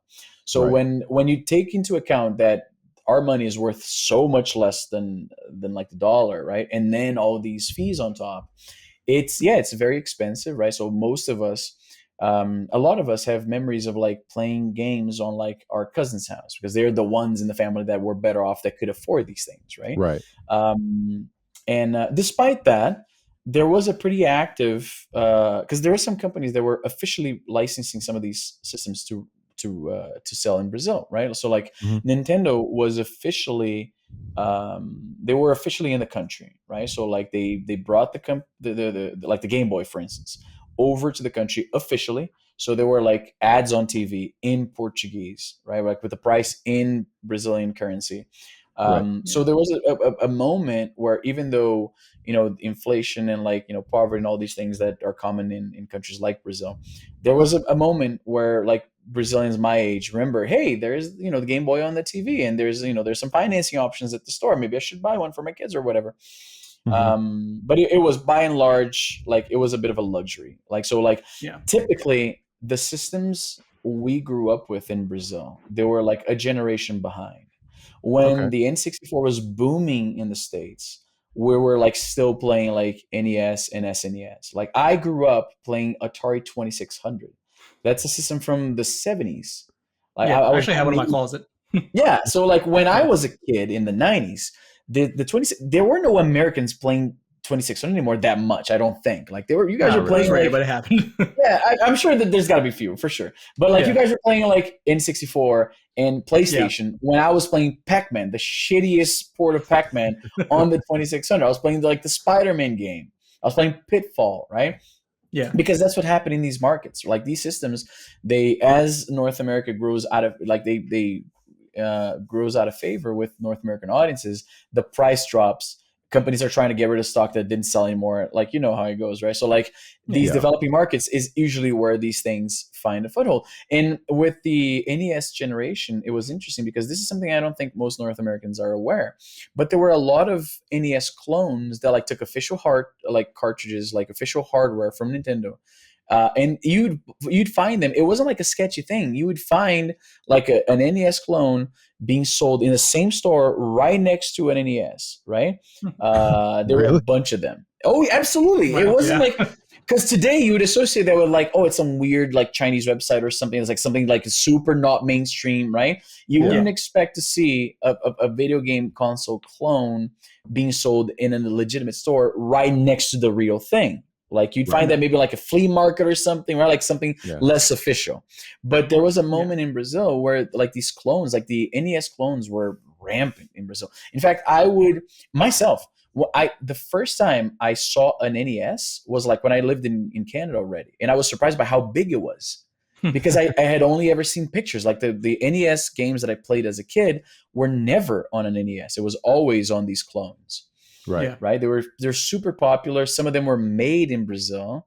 It was interesting. We'd get the same stuff. We'd see a lot of stuff in movies too. Like there's some systems they would see. Like I remember the Game Boy. I first saw the Game Boy in movies, like before I saw it for real, because it wasn't like the Game Boy sold what? I forget how many units, how many millions, because they pulled together like the Game Boy with the color, the pocket. So it's hard to figure out how many. Yeah, but like the original Game Boy, the DMG, it sold like it was a popular item, right? Yeah. And I didn't see that many because even the kids who had it, you're not going to bring that to school. Somebody could steal it. It was very expensive, right? I remember the very first Game Boy I saw.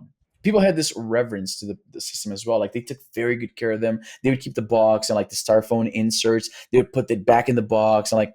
I remember the very first time I saw a Game Boy. We were in a video game store that would basically rent the video game imagine like a cyber cafe, but with Super Nintendos instead of a computer. You'd go in and you have like your dollar or whatever, your buck, and then you say, I want to play 1 hour of Super Mario World, and they cost $1, like in our currency, right? And the guy would put it in, and he'd take like the remote and set like a sleep timer on the TV. So when the TV turned off, that's your 60 minutes, and then that was it. So we'd convene in these places, right? And even if you didn't have money to play, you'd still orbit around because your friends are all there, and you want to see like the new games that we're playing. So like we loitered in this. So I remember like somebody was talking about how, hey, did you know the Game Boy, like the kids like that played like Pokemon, like that's a huge thing.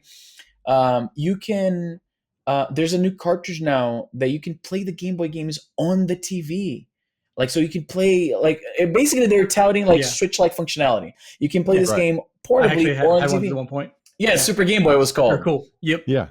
And I was blown away. The idea, like, are you telling me that I could play? Because in my, like, imagination, it'd be like the game looks shitty on the Game Boy, but then you put it on this thing and it'd look much better. Because there's filters and colors and things they could do. There's borders. And some games, like Donkey Kong 94 on the Game Boy, it was there. If you played it on the TV with Super Game Boy, it had, like, better, like, it wasn't just, like, taking those 4 monochromatic, like, tones of like gray on the Game Boy. It had like colors, like they were enhanced, right? It looked nice.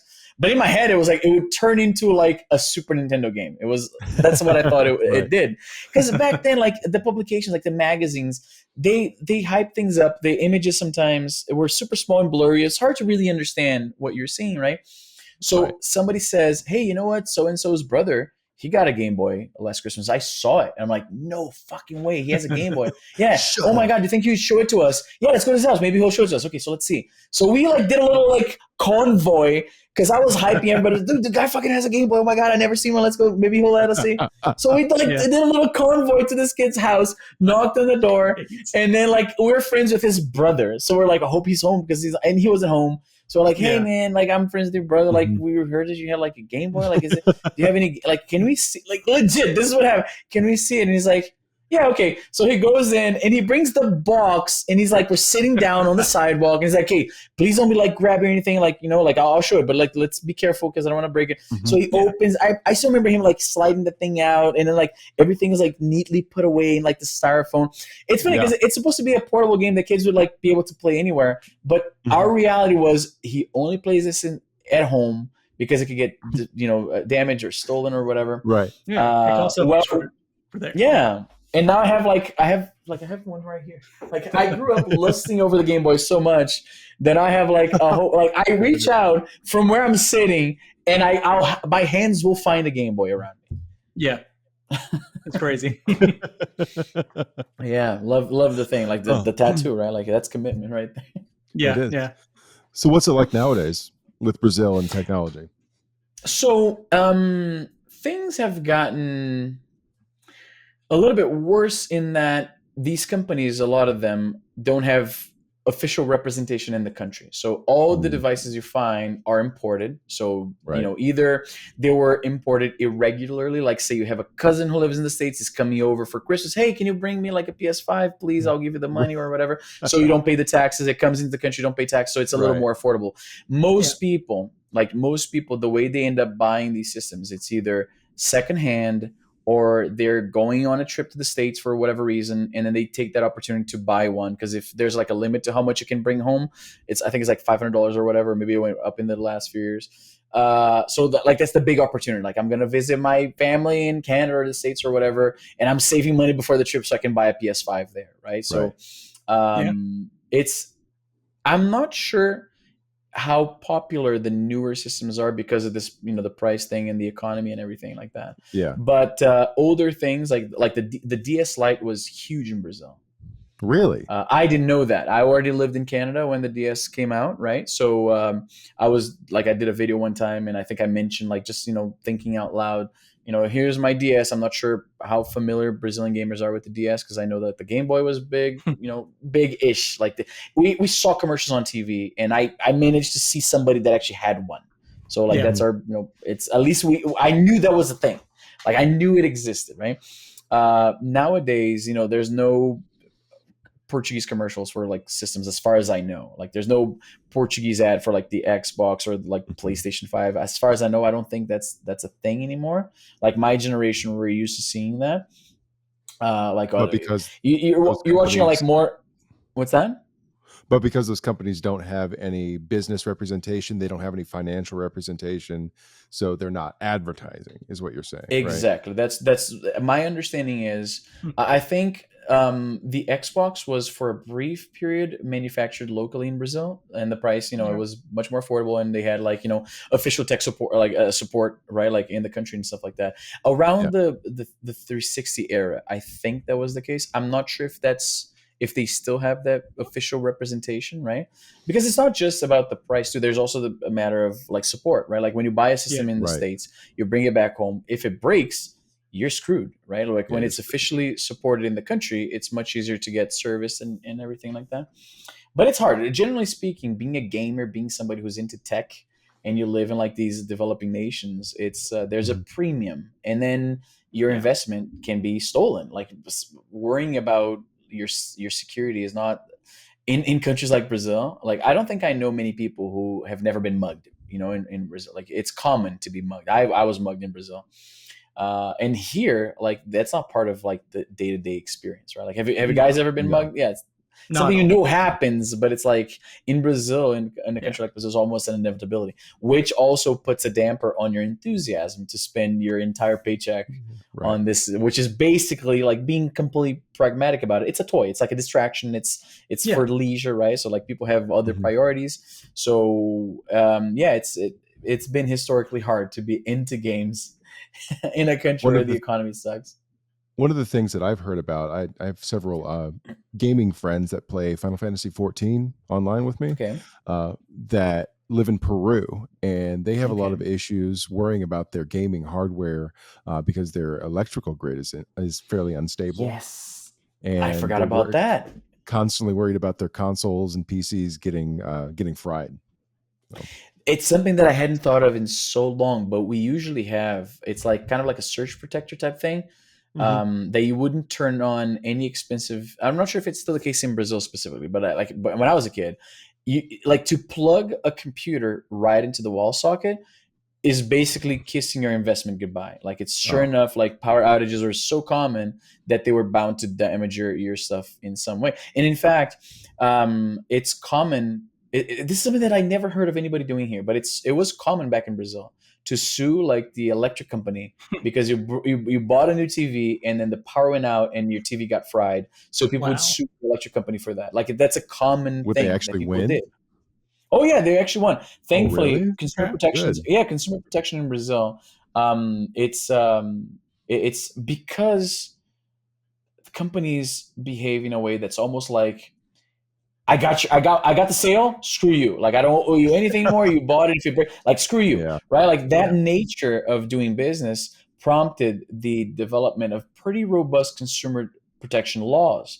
So some Brazilians say that perhaps that's the laws that work the best. Like if some company wrongs you, like there's this culture of like holding these people accountable. So like to get Mhm. representation is much easier, and most companies know that the judges favor the consumer so much that they'll offer to settle right away because they know they're going to Good. lose. Like it's pretty, it doesn't work perfectly. Obviously, there's a lot of horror stories of Right. people not getting, what they paid for, kind of thing. But generally speaking, it's relatively frictionless to like fight for your rights as a consumer in Brazil because of that, Good. right?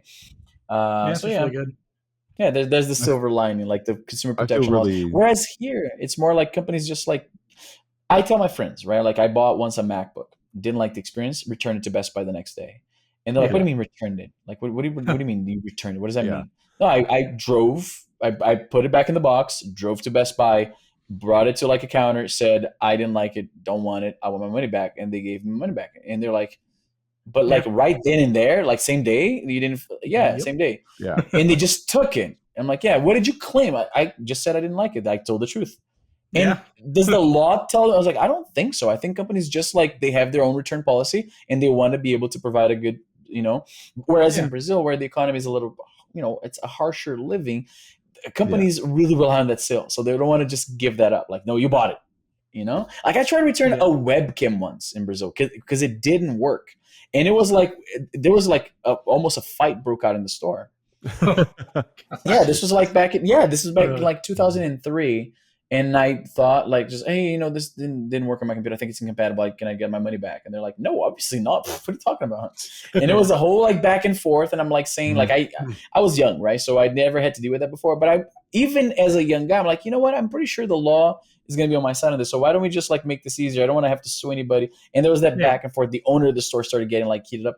This is not a thing here. Like if you and it's awesome. Like if you as a consumer, you feel pretty like that you're gonna get your satisfaction, right? Like one way or Yeah. another. Either You feel this pretty product is secure. gonna be either this product is Well, gonna be a good solution for you. and I think that that's a good thing. I'm really glad that we have that. We are extremely spoiled by it though. And Oh yes. especially because our wheelhouse is the Chinese handhelds, right? These Chinese manufactured Mm-hmm. handhelds. Oh, Dude, Yep. people are so aggressive about this because they're like, my trigger button doesn't work and they won't Yep. let me return it. What do I do? And I'm like, They expect that Best Buy experience, and they're going right. from AliExpress they're instead, and it's not. not the They're not. same. Oh my God, that's something. You know what? Come to think of it, this is something perhaps I should highlight more in my videos about this because Yeah. that's absolutely right. These consoles, like this, as you mentioned, like our wheelhouse, these portable Chinese emulation consoles, their Yeah. quality assurance isn't stellar, right? Like I personally, No. maybe I'm an outlier. I have dozens of these things, and Yeah. I can count on the fingers of one hand the ones that like came and they were like clearly there was something wrong with the product itself, right? Yeah. Yeah. And so maybe I looked out, right? Because if you don't expect a Best Buy like experience buying from these guys have the way they do business is more what I'm used to back home, where Right. they Yeah. made their sale, that's all they care about, which is unfortunate, but it's a reality of this market, right? Like thankfully, definitely their quality assurance has gotten better over the years. Mhm. Yeah. The overall quality. Have you guys ever played with like the Dingo A320? No. Remember that? The Dingo Yeah. A320 was a really crummy device. Like I probably have one here Mhm. somewhere. I don't want to like it's gonna yank my headphones if I go back there. But it's a portable little device, and the screen was awful. It was so desaturated. You literally imagine like for the people who can see the camera, imagine like you're holding a handheld device and you're looking at it straight on in the natural way you'd hold anything that you're reading off of, like your phone, your Game Boy, or whatever. The Dingo A320, the people listening will remember this. You had to actually tilt it, you hold it sideways to see the proper color because it was so washed out. Oh, The man. buttons Yeah. were so recessed. They were tiny and so recessed into the thing, and they had next to zero travel. It was awful. It was a plastic case, like it came with like a little film like protector thing, but the company didn't do a good enough job at letting the consumer know that that is something you have to keep on. That's like a screen protector on your phone. So you buy a new device. Usually, if there's like something peeling off that you're like, oh, I gotta peel this to like turn on the screen normal. Right. You peel that off, your thing, you just look at that thing funny, and the plastic is gonna get scratched to hell, right? So the experience you get from any portable Chinese emulation device today is leagues better than what it was, say, 10 or 15 years ago, right? Like when these devices first started cropping up. For the most part, yes, but take like the Palkity X18S, for example. The X18S has that same issue, those same button issues, though, of like bottoming out like way too soon. So even then, like, yeah, they get better, but there's still some out there that have those same issues. There's always something. I think it was Bob Wolf. I'm sure you guys are familiar with his work, right? Bob Wolf? Yeah. I love Bob Wolf, yeah. Bob Wolf is awesome. Yeah, exactly. Wolfden. He covers these devices as well. It's not his main focus, but he features them quite a bit, right? For a channel that's not specifically about that. And I think he said it best, and it's very true. He said that it's almost like these companies, I'm paraphrasing, but it's almost like these companies combine to like never put out something that's truly 100% a great. There's always something. It's always like great, except for this one thing. And like every device, and you guys are, I imagine you have similar experience. You've played it with a bunch of them, and you have like the one that's your favorite right now that you're really enjoying. But it's like, oh, if only it didn't have this one thing. Like this is the one thing preventing it from being like an A+, which I guess is a great segue. What is your go-to portable device right now? I guess the Odin for Thor, or the Odin. Well, both of you. The Odin. Odin is the one device right now that doesn't have that one thing. Honestly, we actually a couple of episodes we were joking about it, and we decided that there's a guy that goes around to all these places that manufacture all this stuff. We call him Cheeto Steve, and Cheeto Steve makes one change and fucks up every device just in one way, right? He just changes. I totally hear you. I absolutely, I can picture it. Oh no conductive membranes. No, you got to use limit switches for your face buttons. No. Yeah. So if it's not the Odin, it's the XD Plus, which I know you were familiar with. And the XD Plus, which one? The XD Plus, the GPD. Oh, XD Plus, yes, of course. Yeah. The one thing with that is the freaking hinge. You had to tweak that hinge to get it working right. Thankfully, I sold my XD Plus. I still rock my XD just because I have it set up just perfectly. And I'm so lazy. I didn't want to have to do it all with my XD Plus, even though it has I'm pretty sure it has 5 gigahertz, whereas the XD regular doesn't have. And it has Bluetooth, which is big for me. But then its issue was even more bizarre. If you close the lid, it doesn't put the whole system to sleep. So if you bump the shoulder buttons, the screen comes on with the lid closed, killing your battery. Oh, that's actually. And I'm like, how does that get past quality assurance? How? Yeah, because I spotted that on the first day. But that's another issue. But where these companies also rely on custom firmware to make a usable experience a lot of times. Right. That's another issue recently. They've gotten accustomed to that. They rely on it.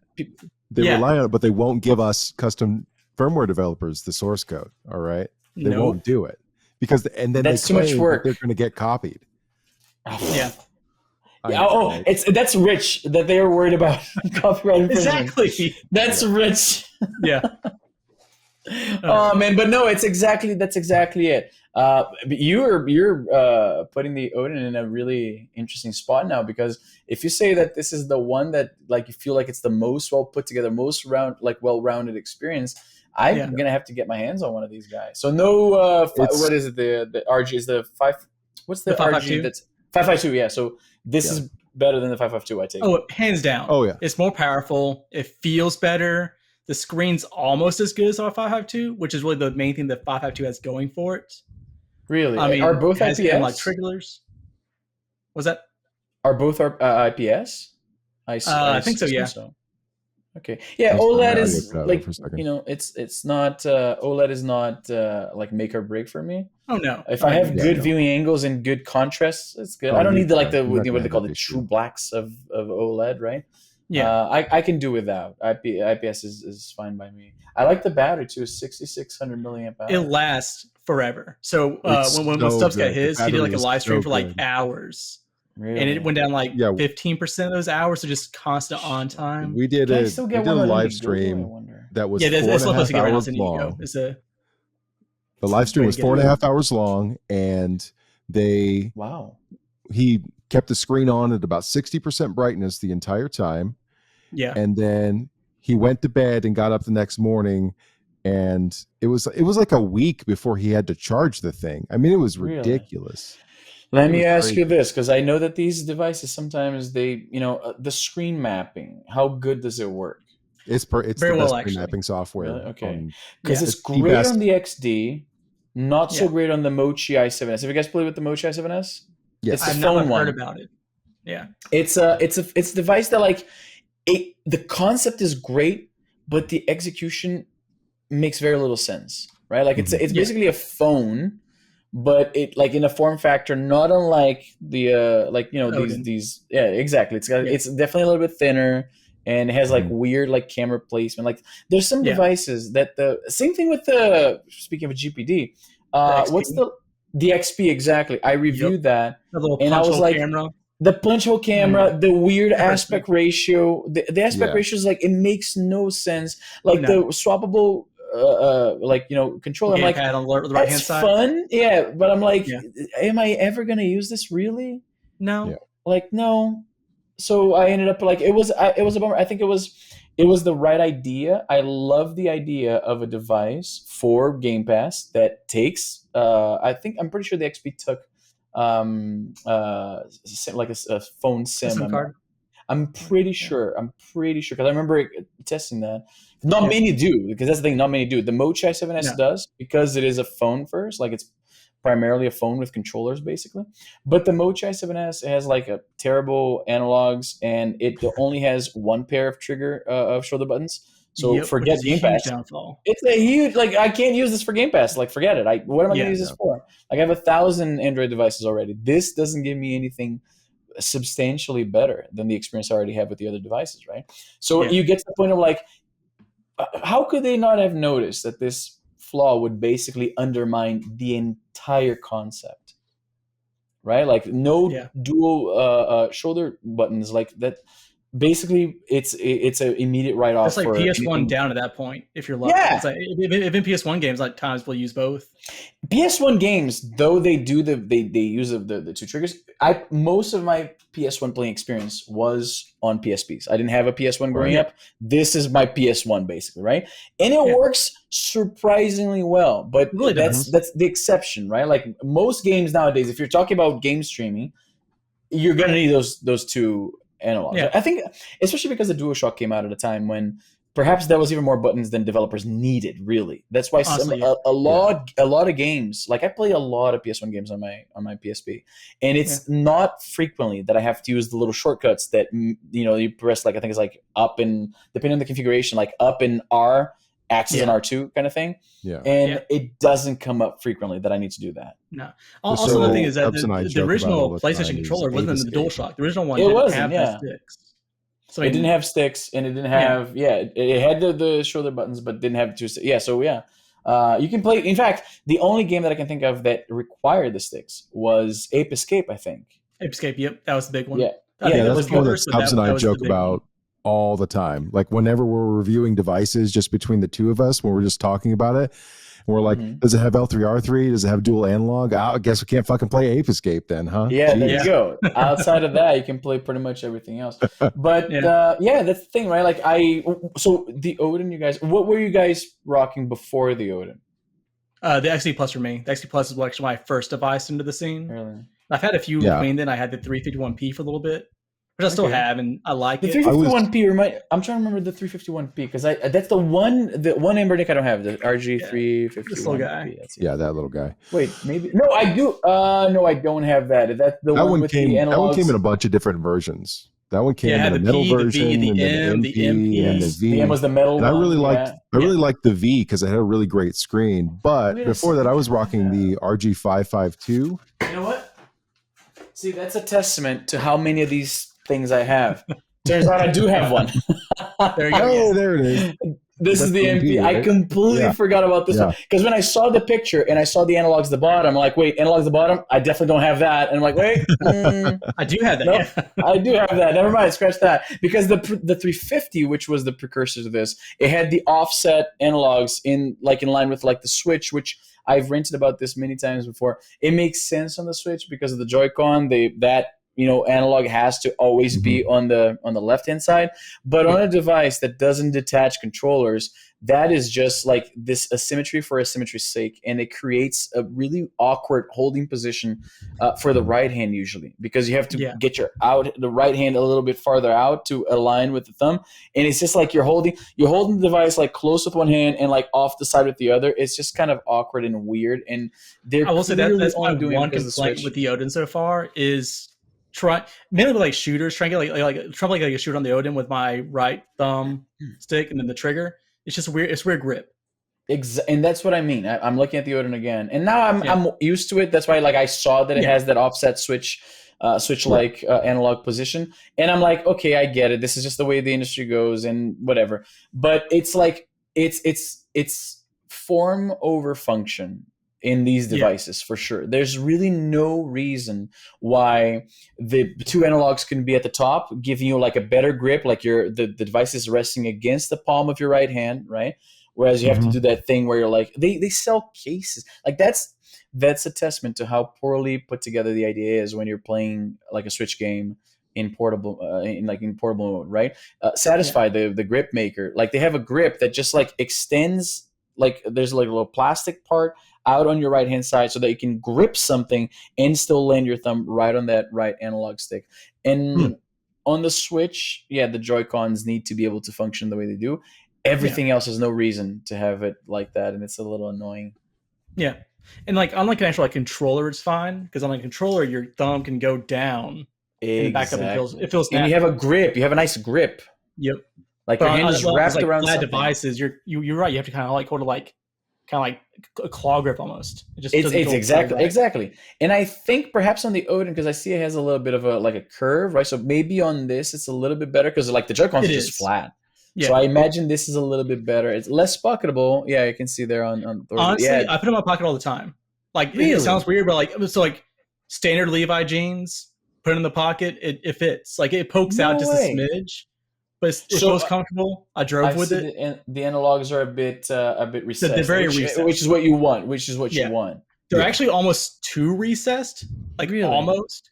Like they have them like almost flat with the casing. How much travel? I'm looking at the pictures because this thing is I'm seeing here. The analog sticks feel pretty tiny to me. Yeah, they do. Yeah. So like Vita analog sticks, maybe. We got my video more or less. I think a little. Well, they're a little bigger, side by side. A little bigger. What's the travel like side to side? Like how much do they actuate? So they're a little smaller than Switch Lite analog. Okay. They don't move Switch Lite, quite as much as the Vita, but pretty close. Okay. I would say they have the same amount of travel actually as a Switch Lite. I would say it's right about there. I got the two right here. Yeah. Okay. It's looking very promising. I like it's a silly thing, but I like the little light ring around the analog. I wonder how distracting that can be playing at night though. It's not bad. It's really not. And you can also easily turn it off.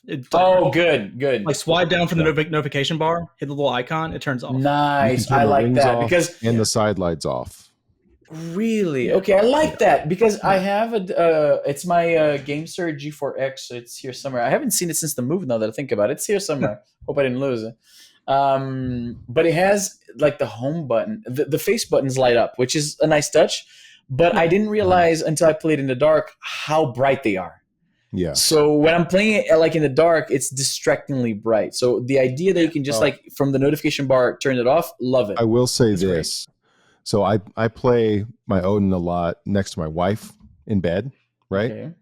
And the blue lights have not been a problem. They're very soft. And the screen on this has like an ultra dim mode. So if you're in the pitch black, if you're laying there, it's ultra dim. Your battery's going to last forever. I mean, forever and ever with that. So they've done some cool stuff here. This thing is insane. You can go from super dim to like super bright. Yeah, ultra actually keep bright, mine around like 20% direct honestly. Sun. Yeah. Let me ask you I keep mine about the same, see... like maybe 25%. Yeah.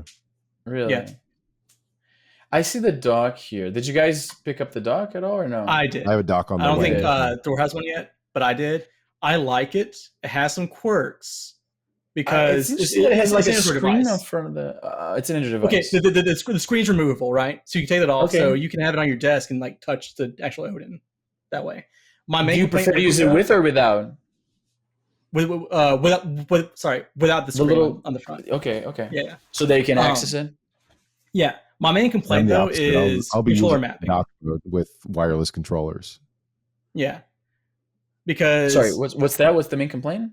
Controller mapping. So like if you go and dock it and you pick up like your 8-bit DO controller, and you go and connect that, you then have to go into your emulator and remap it to the 8-bit DO controller. Only when it's plugged to the dock.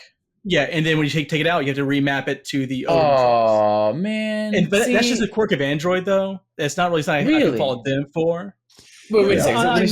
If you pick up a PS4 controller and connect it to your Android device, and then you go and pick up an Xbox controller and connect to your Android device, you have to remap in your emulators usually to switch. It's because the emulators aren't saving per config per controller, right? Yeah, but you have to do that every time.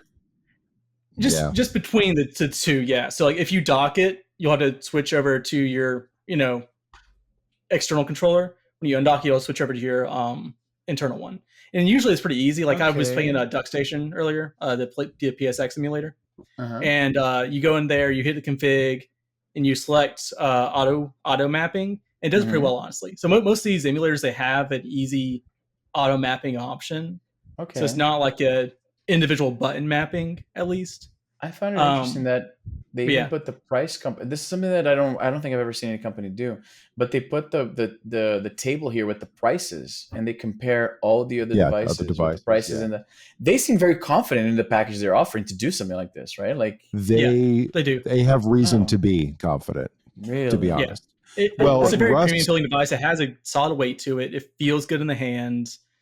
It just works. It's a good device, honestly. Russ from Retro Game Core recently stated in part of his Odin review video that if this device had been out when he was first considering devices before he even started his channel, that his channel probably wouldn't exist. Because that would be the one he needs, and that's it. He would never try the other ones. Interesting. Honestly, coming from him, that means a lot. Yeah, it does.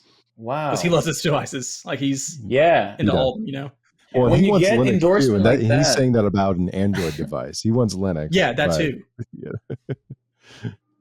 Really? And also, isn't there a Windows one recently? Because this can be set up with Windows as well. I see here. Yeah, the IND. Yeah, it's not available just yet, but it's coming out soon. I see. And then what do you think?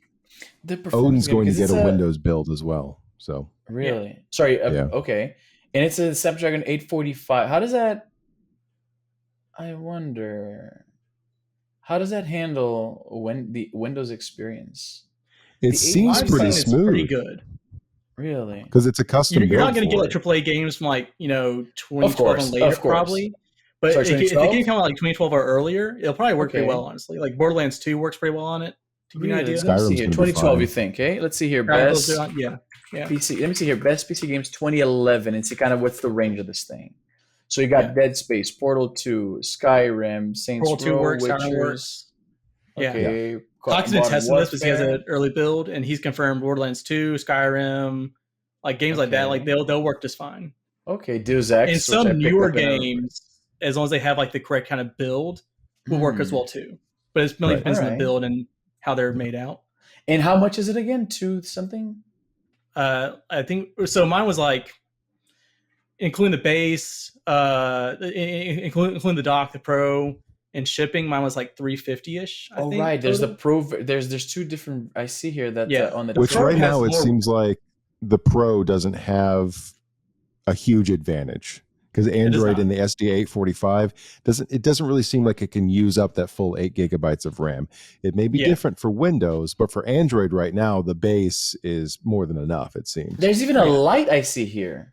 So the light is actually using a D900 chip from I Dimensity. saw, which wouldn't recommend. Yeah. But that one's including Wi-Fi 6. So that one is like, if the Pro is the standalone and the base is the standalone, that is the streamer model.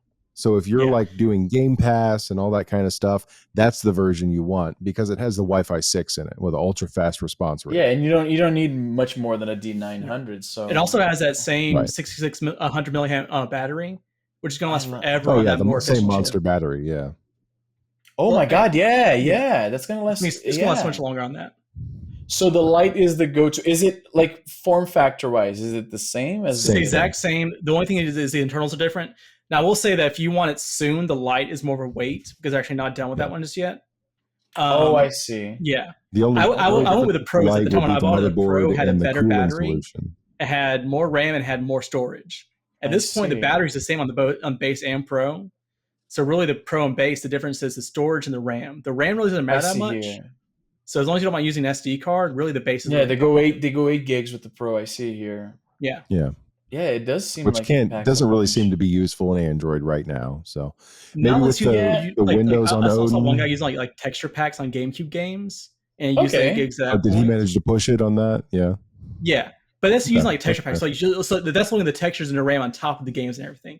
Even though it was like 5 or 6 gigs.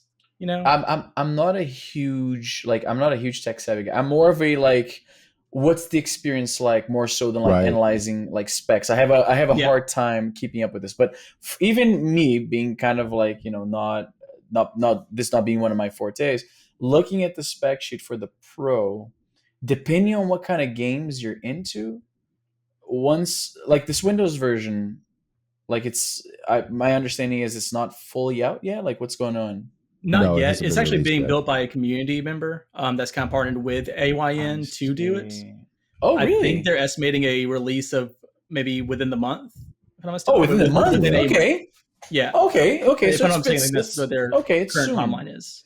Because that's the thing. Most of my games are older titles that I pick up on either Steam or like Good Old Games. or whatever. Exactly. And I'm thinking like, depending on the games that you're looking at, this would be a better bang for your buck than even the Steam Deck. Like if you're not looking to play the modern stuff, if you have an old back catalog. That's me. Actually, it's funny you say that. I went with the Odin over the Steam Deck because of that kind of reason. There's a big debate right now within the community about the Odin versus the Steam Deck. And this is something we have to moderate basically every single day because people won't stop talking about it. So the basic advice that I've come down to right now is if you have other gaming devices, just get an Odin, all right? Yeah. If you have nothing, if you don't have a PS5, if you don't have a PC, if you need a full standalone solution. That's your solution for games. Right. And for like your desktop environment, get a Steam Deck. That's what it comes down to. Okay. It's what it seems like. So. Plus, way more portable, I can stream my PS4 to my Odin. I can stream my PC to my Odin. So I don't have a need for a Steam Deck that's huge. And how difficult was it to set that up, by the way? What are you using? Super easy. Is it the official Remote Play app? I'm using a PS Play, the paid one. But it took like 5 minutes to set up. It was like $5, like 5 minutes to set up tops. I've tried Chiaki on the XD Plus, and it worked on that as well. But the setup process is just so much of a pain. You download the app, log in, and then you're playing. Yeah, Game Pass. Anything else works fine. Like Moonlight for like streaming your PC works fantastic. Where would be let me see AliExpress. Like, what would be the best? Because like the campaign is closed, so I don't think I can buy. The campaign is not closed. The campaign is in an in-demand phase. Oh, can it? Oh, so you can still buy the thing in Indiegogo. That's actually that's the only way to buy it right now. Oh, okay. So the light is $253 Canadian, and then there's this exclusive here that has the kind of like a Super Nintendo finish with the purple buttons, which it looks pretty good. It looks great. It looks really awesome, and that one is $266. That's not bad. That's a light. Yeah. So that's not bad. As long as I'm waiting, because currently we're thinking the light will ship maybe around like April-ish. Okay. Because they're not quite done tweaking like the D900 board just yet. Yeah. Okay. Yeah. And also caveat: if you're interested in the dock at all, the light will have a bit of a quirk there, in that you have to use the HDMI out on the top of the Odin, Really, connect to that output. to the top of the dock, Okay. and then get it out of the HDMI instead on the of the display port over C. yeah. So Right. the Pro, So the Odin just like Pro So and not as base, convenient. yeah. right? The only But reason the that Odin is Pro and because the base can E900 doesn't output have at display port over 4K. C. Okay. So it's a limitation of the chip. Okay. Exactly. Yeah. Yeah. That might not be a deal breaker for me. When I look Yeah. at this device, I think it would be primarily a streaming device for me, right? Like Yeah. for Game Oh, yeah. Pass and stuff like that, and then some Android games. There's some games that I imagine would be just amazing on this device, like Dead Cells, for instance. I love Actually, Dead I got that Cells. on there. It feels good. Yeah, Yeah. I thought so. I thought this would be a great Dead Cells machine, or Yeah. like is I play a lot of Broforce on Asphalt Android? 9. Asphalt 9, right on. Yeah. Yeah. That's a Game Loft game. We were talking about that earlier. Yeah, that's right. In fact, Asphalt, it didn't start out like this, but you can see a little bit of their old ways in that Asphalt Mhm. plays a lot like Burnout, like the later, Yeah. like the later titles, right? Like with the smashing people, and then it goes into like that bullet time, slow motion. You see the damage, and it goes back, and it's super fast paced, arcadey. That's basically what they did. They had like a StarCraft game. Like it was clearly a StarCraft ripoff of like three factions. One is the aliens, one is the humans, one is like the android. It's so I forget the one, but if you Google, I think like Gameloft StarCraft Life or whatever, it's gonna come up. There was Nova, which is basically their Halo, and I guess the only thing they're still pushing is like Asphalt, which is very reminiscent of Burnout. Right. There's a lot of really good standalone Android games left out there, though, like Oceanhorn and Terraria and all that kind of stuff. So all of that Stardew stuff Valley. is super compatible. Yeah, Stardew Valley, that's another great one. Knights of the Old Republic. Love Stardew Valley. My God, Limbo, Inside, these are great titles that were brought to Also, Android. if you have Game Pass, Google Game Pass, it's on there as well. Most of those games are there on there. Yeah. Nice. Yeah. What is it? Is it called Game Pass as well? The Google? It's a Play Pass. Play Pass. Play Pass. I think you're right. I think you're right. I have that as well. I haven't played it in a while, but I have that. Yeah. I really would like to try to get Concerned Ape on the podcast at some point. I think he'd be. Oh my God, Eric Barone. He's supposed to be the nicest guy. Yeah. Oh, Very well, talented. you've been an ultra nice guy, Izzy. Let's be real. Thank you. So, we've sat here and talked. I mean, we went way over than what we normally do. You're such a cool guy to hang out with. This was a lot of fun. I know, man. Thank you. You guys are awesome to hang out with. And it's not often that I get to like talk like really nitty gritty of portable Chinese emulation consoles. It's such a big part of like what I do as a gamer. But most of my friends are like, does that run Mario? Okay, that's all I need to know. Like if we don't get into these conversations. Yeah, I had a friend recently who's obsessed. Shocker with Legend of Dragoon, right? For longtime listeners, they know I have to bring it up every single episode. But he was just like, "Does it play Legend of Dragoon?" Whatever it was, It's like, yeah, absolutely. It's a PlayStation. That's his only thing he cares about. A 10-year-old Android phone does. Like, what are you talking about? But he just had no idea, none. That's me with old strategy. Like I mentioned that I discovered the PS1 library with the PSP, and then I've been just playing through ever since I found that out. Just like PC RTSs that were ported to PS1. So like Command and Conquer, your Warcraft. Red Alert, so like whenever I get a new system, first thing I'm emulating, download the PlayStation emulator, play some Warcraft 2. Like I'm set. Like that's a Sunday night for me. Nice. Yeah. Nice. Oh man. I'm sure a lot of people feel like that. I always load up ActRaiser. That's one of the first ones I load up. ActRaiser. Oh wow. Yeah. Just to check it, just to see how the audio sounds, because I've played it so many times. I know exactly what it sounds like. The SNES one, correct me if I'm wrong, but that's the one where they removed the city building kind of aspect, right? Am I thinking of the right game? That's the second ActRaiser one. 2 that removed that. Yeah. Oh, okay. ActRaiser 2. So there's ActRaiser that had the city building and the platforming, and then the second one was just platforming. So Right on. All right. Both on SNES though. An unloved sequel. Right on. Unloved sequel. Oh, this has been a great time, guys. Like I think I mentioned in emails too. Like I had about an hour or so, but the conversation was so awesome that it's hard to like end it. Yeah. So where can people reach out to you? Where can people find you? I mean, I know you're on Discord now. I'm We're on going to teach you how Discord to now. use it. All right. I'm like a boomer when it comes to Discord. Like, you have no idea how many times I've had this same conversation. Oh, it's Discord. Okay, let's try to figure this out again. How do I add people? Anyway, I'm Izzy Nobre. I talk about, as I'm sure you guys must have guessed by listening to the podcast, I talk about old games. I talk about portability. These Chinese retro emulation consoles are huge in my channel as well. You can find me anywhere by just searching Izzy Nobre, IZZYNOBRE. I'm very active on Instagram. I show a lot of behind the scenes stuff. If you're interested in finding out how these videos come to be, I show a lot of my process there. It's something that I enjoy seeing when content creators put out, so that's a little bit of what I do as well. Twitter, that's the only place where my name is different. It's Mr. Nobre, because Izzy Nobre is my Brazilian account. Right. So that's it. Yeah. Well, man, again, great talking to you, Axryn. Thanks for guest co-hosting. I know a lot of people miss Dubs, but dude, you freaking crushed it. It was great having you on thanks, too. Man. Thanks. Good to be here. Thanks everybody for tuning in. Thanks again for listening. Make sure to check us out at discord.gg/retro handhelds or retro-handhelds.com. We'll catch you later.